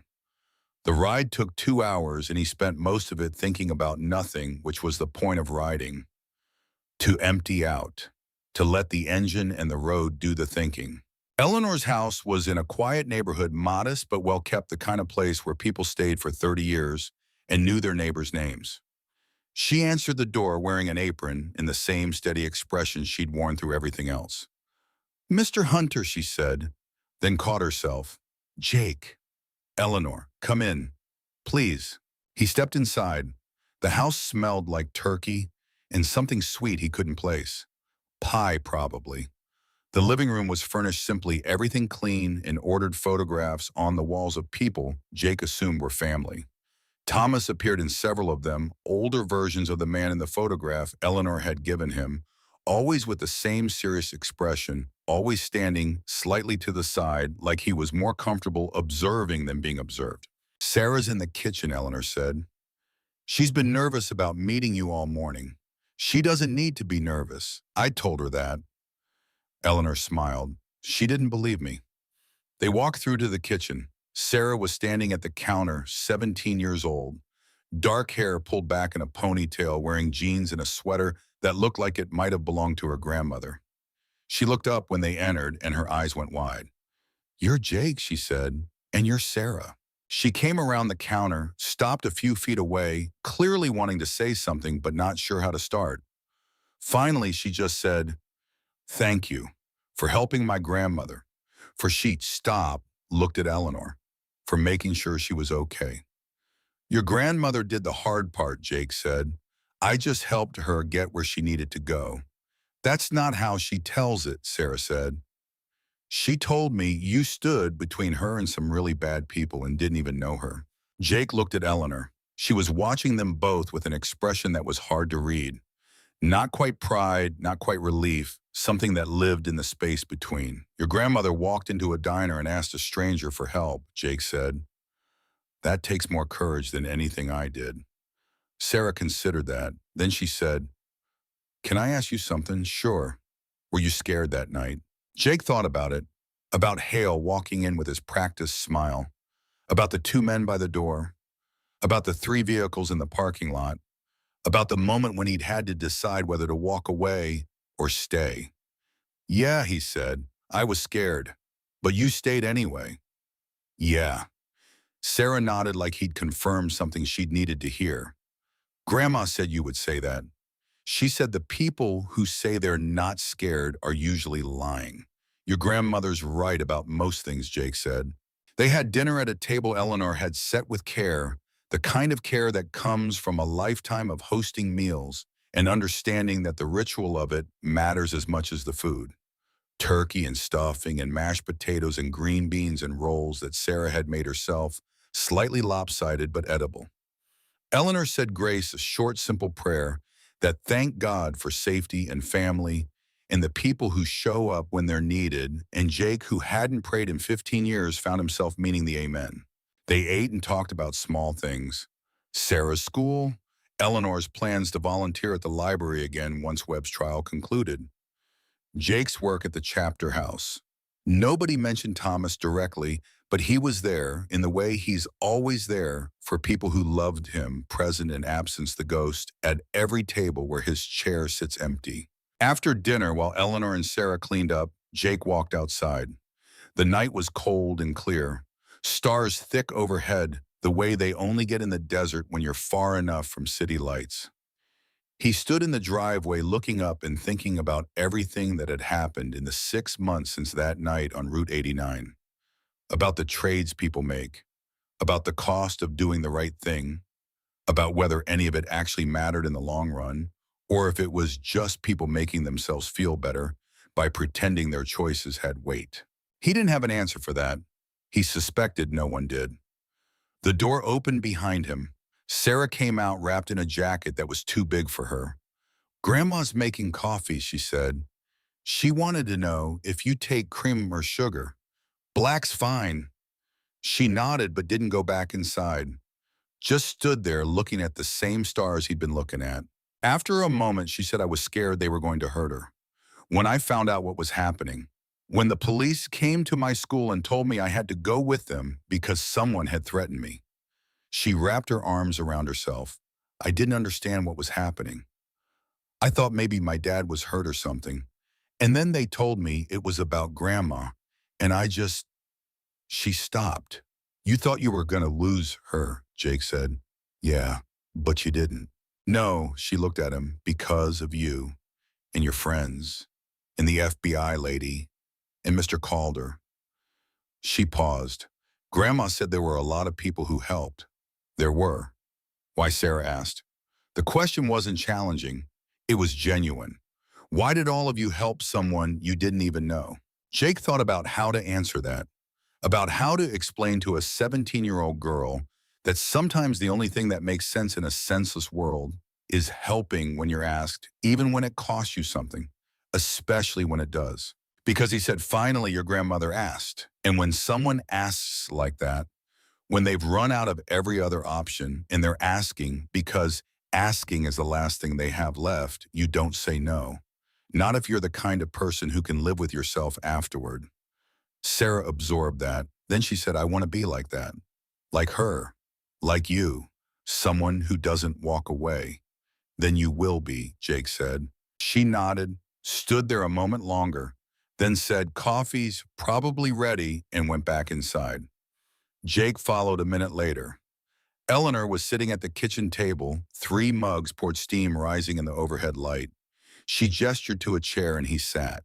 They drank coffee and talked about nothing important and everything that mattered the way people do when they've been through something together and don't need to explain it because the shared experience lives in the spaces between words.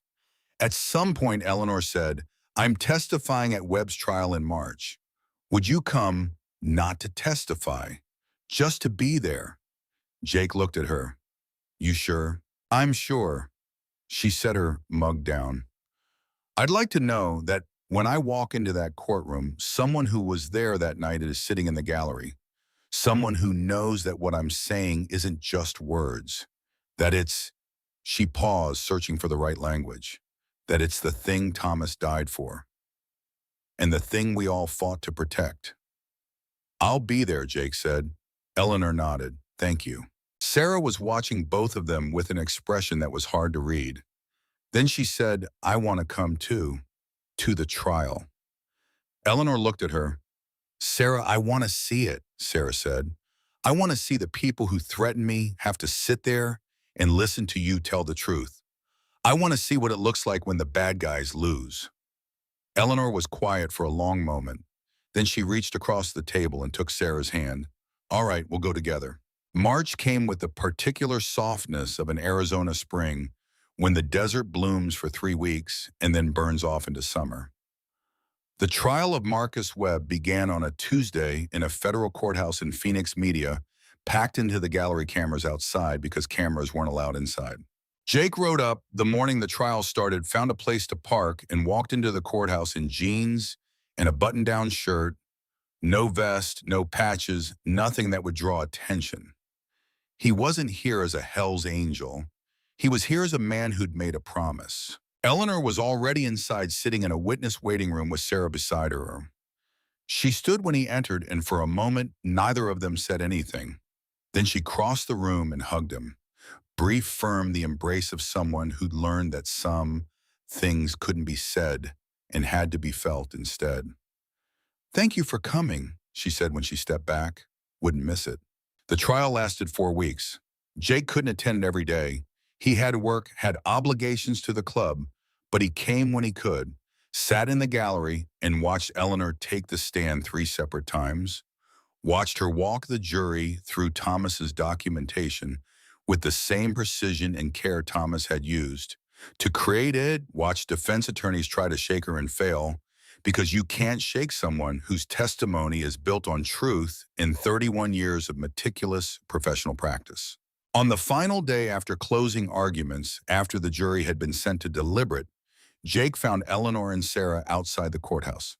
Eleanor looked exhausted, not physically, but in the deeper way that comes from reliving trauma in a public forum for weeks on end.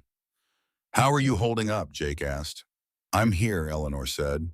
"That's enough."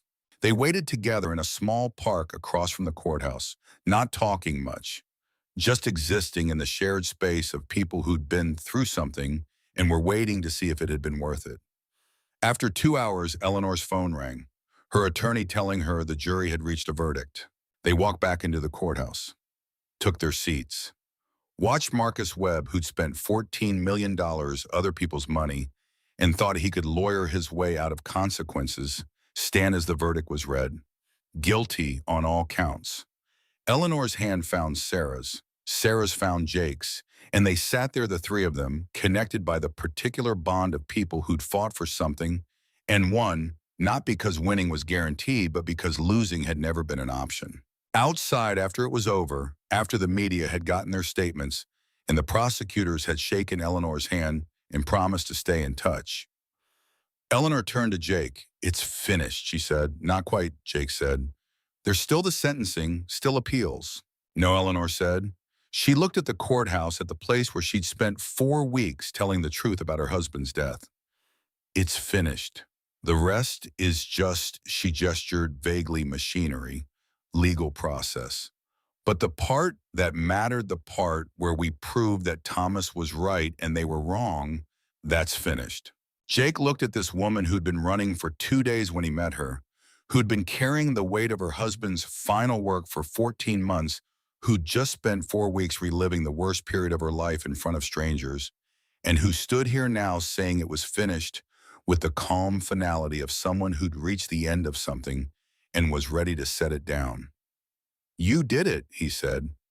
"We did it," Eleanor corrected. "All of us." Sarah was standing a little ways off talking to someone on her phone, probably her father in Portland, telling him it was over, telling him they'd won. Eleanor watched her granddaughter for a moment. Then she said to Jake, "She wants to study criminal justice. Did she tell you that?" "Come on." "She does. Says she wants to be like Agent at Mercer, someone who holds people accountable." Eleanor's voice had something in it that might have been pride and might have been worry and was probably both. "I told her it's hard work. Told her it costs you things. She said she knows. Said she learned that from watching what happened to Thomas. To me." She paused. "To you. I didn't do anything worth modeling a life after," Jake said. Eleanor looked at him with those sharp, steady eyes. "You stood between a frightened old woman and people who wanted to hurt her.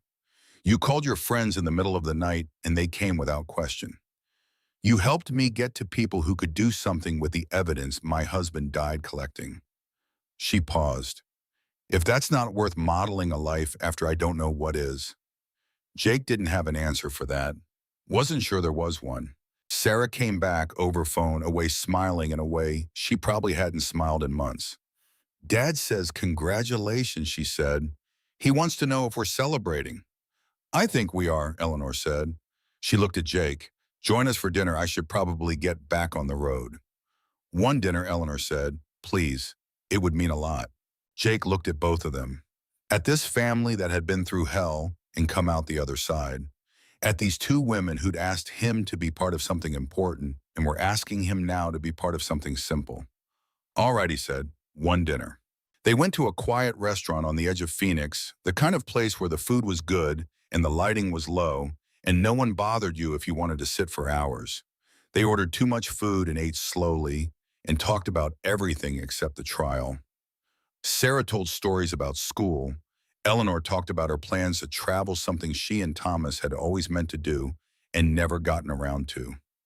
Jake found himself talking about things he hadn't talked about in years. His daughter, Emily, the badge he'd lost, and whether he'd ever really wanted it back. At some point, Sarah excused herself to the restroom, and Jake and Eleanor sat in comfortable silence for a moment. "She's going to be all right," Jake said. "I know," Eleanor said. "She's stronger than I was at her age. Stronger than I am now, probably." "I doubt that." Eleanor smiled. "You're kind to say so." She paused. "Can I ask you something?" "Sure. That night in the diner when I asked for your help, did you have any idea what you were saying yes to?" Jake thought about it. About the moment when Eleanor had walked up to him trembling and steady at the same time and asked him to pretend to be her grandson. About everything that had followed. "No," he said. "I had no idea." "Would you have still said yes if you did?" Jake looked at her. At this woman who'd lost her husband to corruption and her sense of safety to fear and 14 months of her life to the fight for justice. Who'd walked into a diner and chosen him out of everyone there because she'd seen something in him that he'd forgotten was there. "Yeah," he said. "I would have."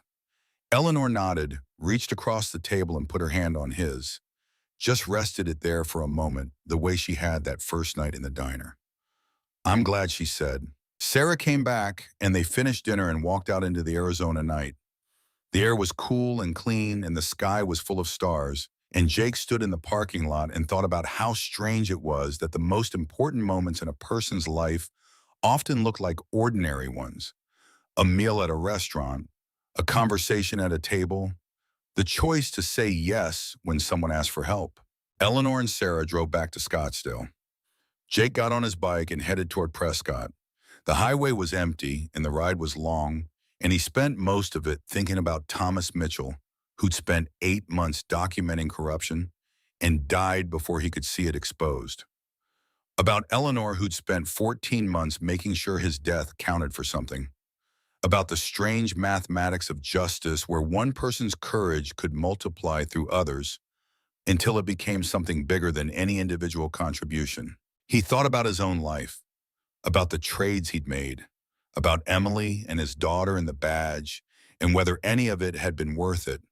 He still didn't have a complete answer to that, but he had part of one now, and part was better than nothing. The chapter house was quiet when he arrived. Danny was in the garage working on a carburetor, looked up when Jake walked in. How'd it go? Guilty on all counts. Danny nodded. Good. He went back to the carburetor. Then without looking up said, "You did a good thing, brother." "We all did," Jake said. "Yeah," Danny said, "but you started it." Jake didn't argue, just went to his bike and started working on the tune-up he'd been putting off for weeks. And the work settled him the way it always did, and the night moved forward, and somewhere in Scottsdale, an 89-year-old woman was going to sleep in her own bed for the first time in months, without federal agents outside her door. And somewhere in the machinery of the justice system, men who'd thought themselves untouchable were facing the consequences of their choices. And somewhere in the desert, the rain that had fallen 6 months ago had soaked into the earth and fed the spring blooms that would burn off in 3 weeks, but were beautiful now in this moment, which was all they'd ever needed to be.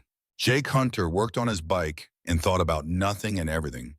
And when he finally went to bed, he slept without dreaming, which was the first time in 15 years that had happened. And in the morning when he woke up, he called his daughter. It rang 4 times. He almost hung up. Then her voice cautious, surprised. "Dad, hey Katie," a pause. "Is everything okay?" "Yeah," he said, "everything's okay. He stopped, started again. "I just wanted to hear your voice." Another pause, then softer. "Oh," they talked for 20 minutes. Small things? Her job, her life, the weather. Nothing important and everything that mattered. And when they hung up, Katie said, "Call me again sometime." "Okay." And Jake said he would, and he did. Because some things were worth fighting for, and some things were worth coming back to. And Jake Hunter, who'd spent 15 years believing he'd lost everything that mattered, was starting to understand that maybe, just maybe, some things could be rebuilt. It wouldn't be easy. It wouldn't be quick. But Eleanor Mitchell had taught him something in the span of one night and 6 months of aftermath. She taught him that courage wasn't the absence of fear. It was moving forward despite it. And that sometimes the most unlikely people became family. And that doing the right thing, even when it cost you everything, was still worth doing. Because in the end, that was all any of them had. The choices they made, the people they helped, the stands they took when it would have been easier to look away. Thomas Mitchell had understood that, had proved it with 8 months of work and a death that should have silenced him, but didn't. Eleanor Mitchell had understood it, had proved it by finishing what he started. And Jake Hunter, who'd lost his badge and his marriage in 15 years with his daughter because he'd tried to do the right thing and failed, was starting to understand it too. The right thing didn't always win, but sometimes it did, and sometimes was enough to keep trying. He went back to work, back to the club, back to the life he'd built in the spaces where his old life used to be. But something had changed. Some weight he'd been carrying had lifted. Not completely, not entirely, but enough that he could breathe a little easier. Enough that when people asked for help, he said yes without hesitation. Enough that when his phone rang and it was Katie, he answered. And on a Saturday in late April, almost exactly 1 year after that night on Route 89, Eleanor Mitchell called him. "Jake," she said, "I'm having a small gathering, just a few people." Sarah Agent Mercer, Ray Calder. "Some folks from the library." She paused. "I'd like you to come, if you're free." "What's the occasion?" "Thomas's birthday." He would have been 73. "I usually spend it alone, but this year," she stopped. "This year I want to spend it with the people who made sure his work mattered." "When next Saturday?" 3 o'clock. "I'll be there," Jake said. "Good," Eleanor said. And there was something in her voice that sounded like relief, like she'd been worried he'd say no, like his presence mattered to her in a way that went beyond gratitude. They hung up, and Jake marked his calendar, And when Saturday came, he rode to Scottsdale in the early afternoon, the desert blooming around him for the second time in a year, the air warm and the sky impossibly blue. Eleanor's house was full when he arrived, people in the living room and the kitchen, and spilling out into the backyard. Agent Mercer was there out of uniform talking to Ray about something that made both of them laugh. Sarah was showing someone pictures on her phone, probably college brochures. A few older women Jake didn't recognize were setting out food, moving with the practiced efficiency of people who'd been friends with Eleanor for decades and knew where everything was kept. Eleanor saw him come in and cross the room, took his hands in both of hers. "Thank you for coming," she said. "Thanks for inviting me." She led him through the house, introducing him to people whose names he'd forget in 5 minutes, but whose warmth he'd remember longer. These were Eleanor's people, her community, the network of support that had held her up through everything except the one thing that mattered most, which was the thing Jake and the others had provided. They ended up in the backyard, a small gathering around a table where Eleanor had set out a cake and photographs. Pictures of Thomas through the years, young and old, serious and smiling, always slightly to the side of the frame, always observing, always present. Eleanor stood in front of the table and the conversations quieted. "Thank you all for coming," she said.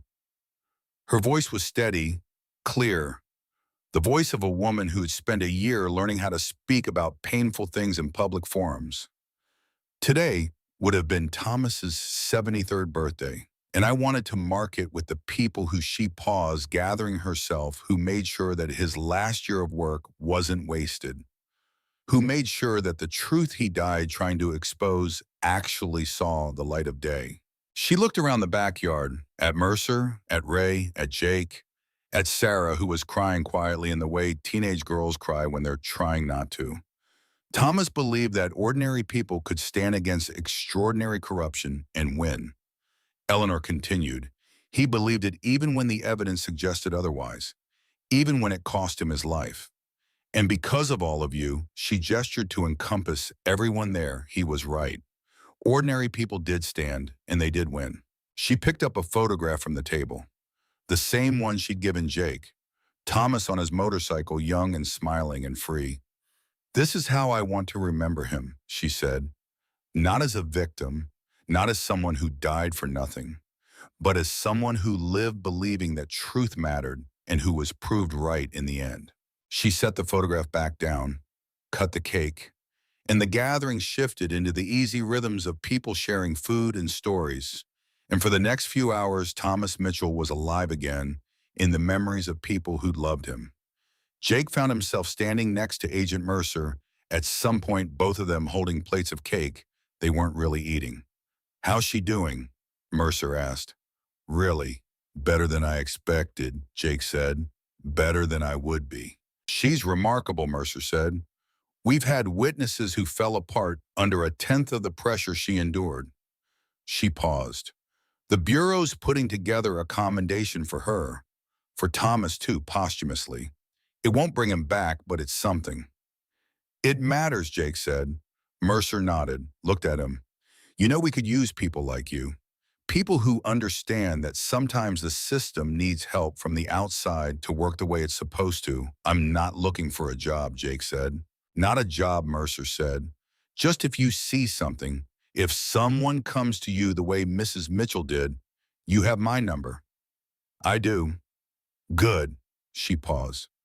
"What you did that night most people wouldn't have. You should know that." "Most people aren't in a position to," Jake said. "I was. That's all." Mercer smiled slightly. "I don't think that's all, but I'll let you believe it." She walked away, and Jake stood there for a moment holding his plate of cake, watching Eleanor move through her guests with the grace of someone who'd spent a lifetime making other people feel welcome. She caught his eye at one point, smiled, and he smiled back. And in that moment, in that backyard in Scottsdale, on a warm April afternoon, Jake Hunter understood something he'd been reaching for since that night on Route 89. The trades he'd made, the badge and the marriage and the 15 years with his daughter, maybe they hadn't been mistakes. Maybe they'd just been the cost of being someone who couldn't walk away when walking away was the easier choice. And maybe that cost had brought him to exactly where he needed to be, to a diner on a rainy night, to a woman who needed help, to a moment where saying yes changed everything. He didn't know if that made the cost worth it, but he knew it made the cost mean something. And meaning was more than he'd had in a long time. Sarah came over then handed him a fresh piece of cake even though he hadn't finished the first one. "Grandma wanted me to make sure you were eating," she said. "I'm eating. She says you look too thin." Jake almost laughed. "I'm fine," Sarah grinned. That's what I told her. She didn't believe me. They stood together for a moment, watching Eleanor talk to Ray about something that involved a lot of hand gestures. "She's happy," Sarah said. "Like really happy. I haven't seen her like this since Grandpa died." "That's good?" "Yeah," Sarah paused. "She talks about you sometimes. About that night. She says you saved her life. I helped," Jake said. "A lot of people helped." "That's what she says too," Sarah said. "But she says you were the first one, the one who said yes when she didn't have anyone else." Jake didn't know what to say to that. "I just wanted you to know," Sarah continued, "that it meant something. What you did. It still means something." She walked away before he could respond, and Jake stood there holding two pieces of cake and feeling something that might have been pride and might have been humility and was probably both. The afternoon wore on. People started leaving, Mercer first citing an early morning meeting. Then Ray shaking Jake's hand and saying something about staying in touch that they both knew probably wouldn't happen, but felt good to say anyway. The older women from the library, a few neighbors, until it was just Jake and Eleanor and Sarah cleaning up in the kitchen, moving in the comfortable silence of people who didn't need to fill every moment with words. When the dishes were done and the leftover cake was wrapped and put away, Eleanor walked Jake to the door. "Thank you again," she said, "for coming, for everything." Anytime, Jake said, and meant it. She hugged him again, and when she stepped back, there were tears in her eyes. "Thomas would have liked you," she said. "I know I've said that before, but it's true. He would have seen in you what I saw.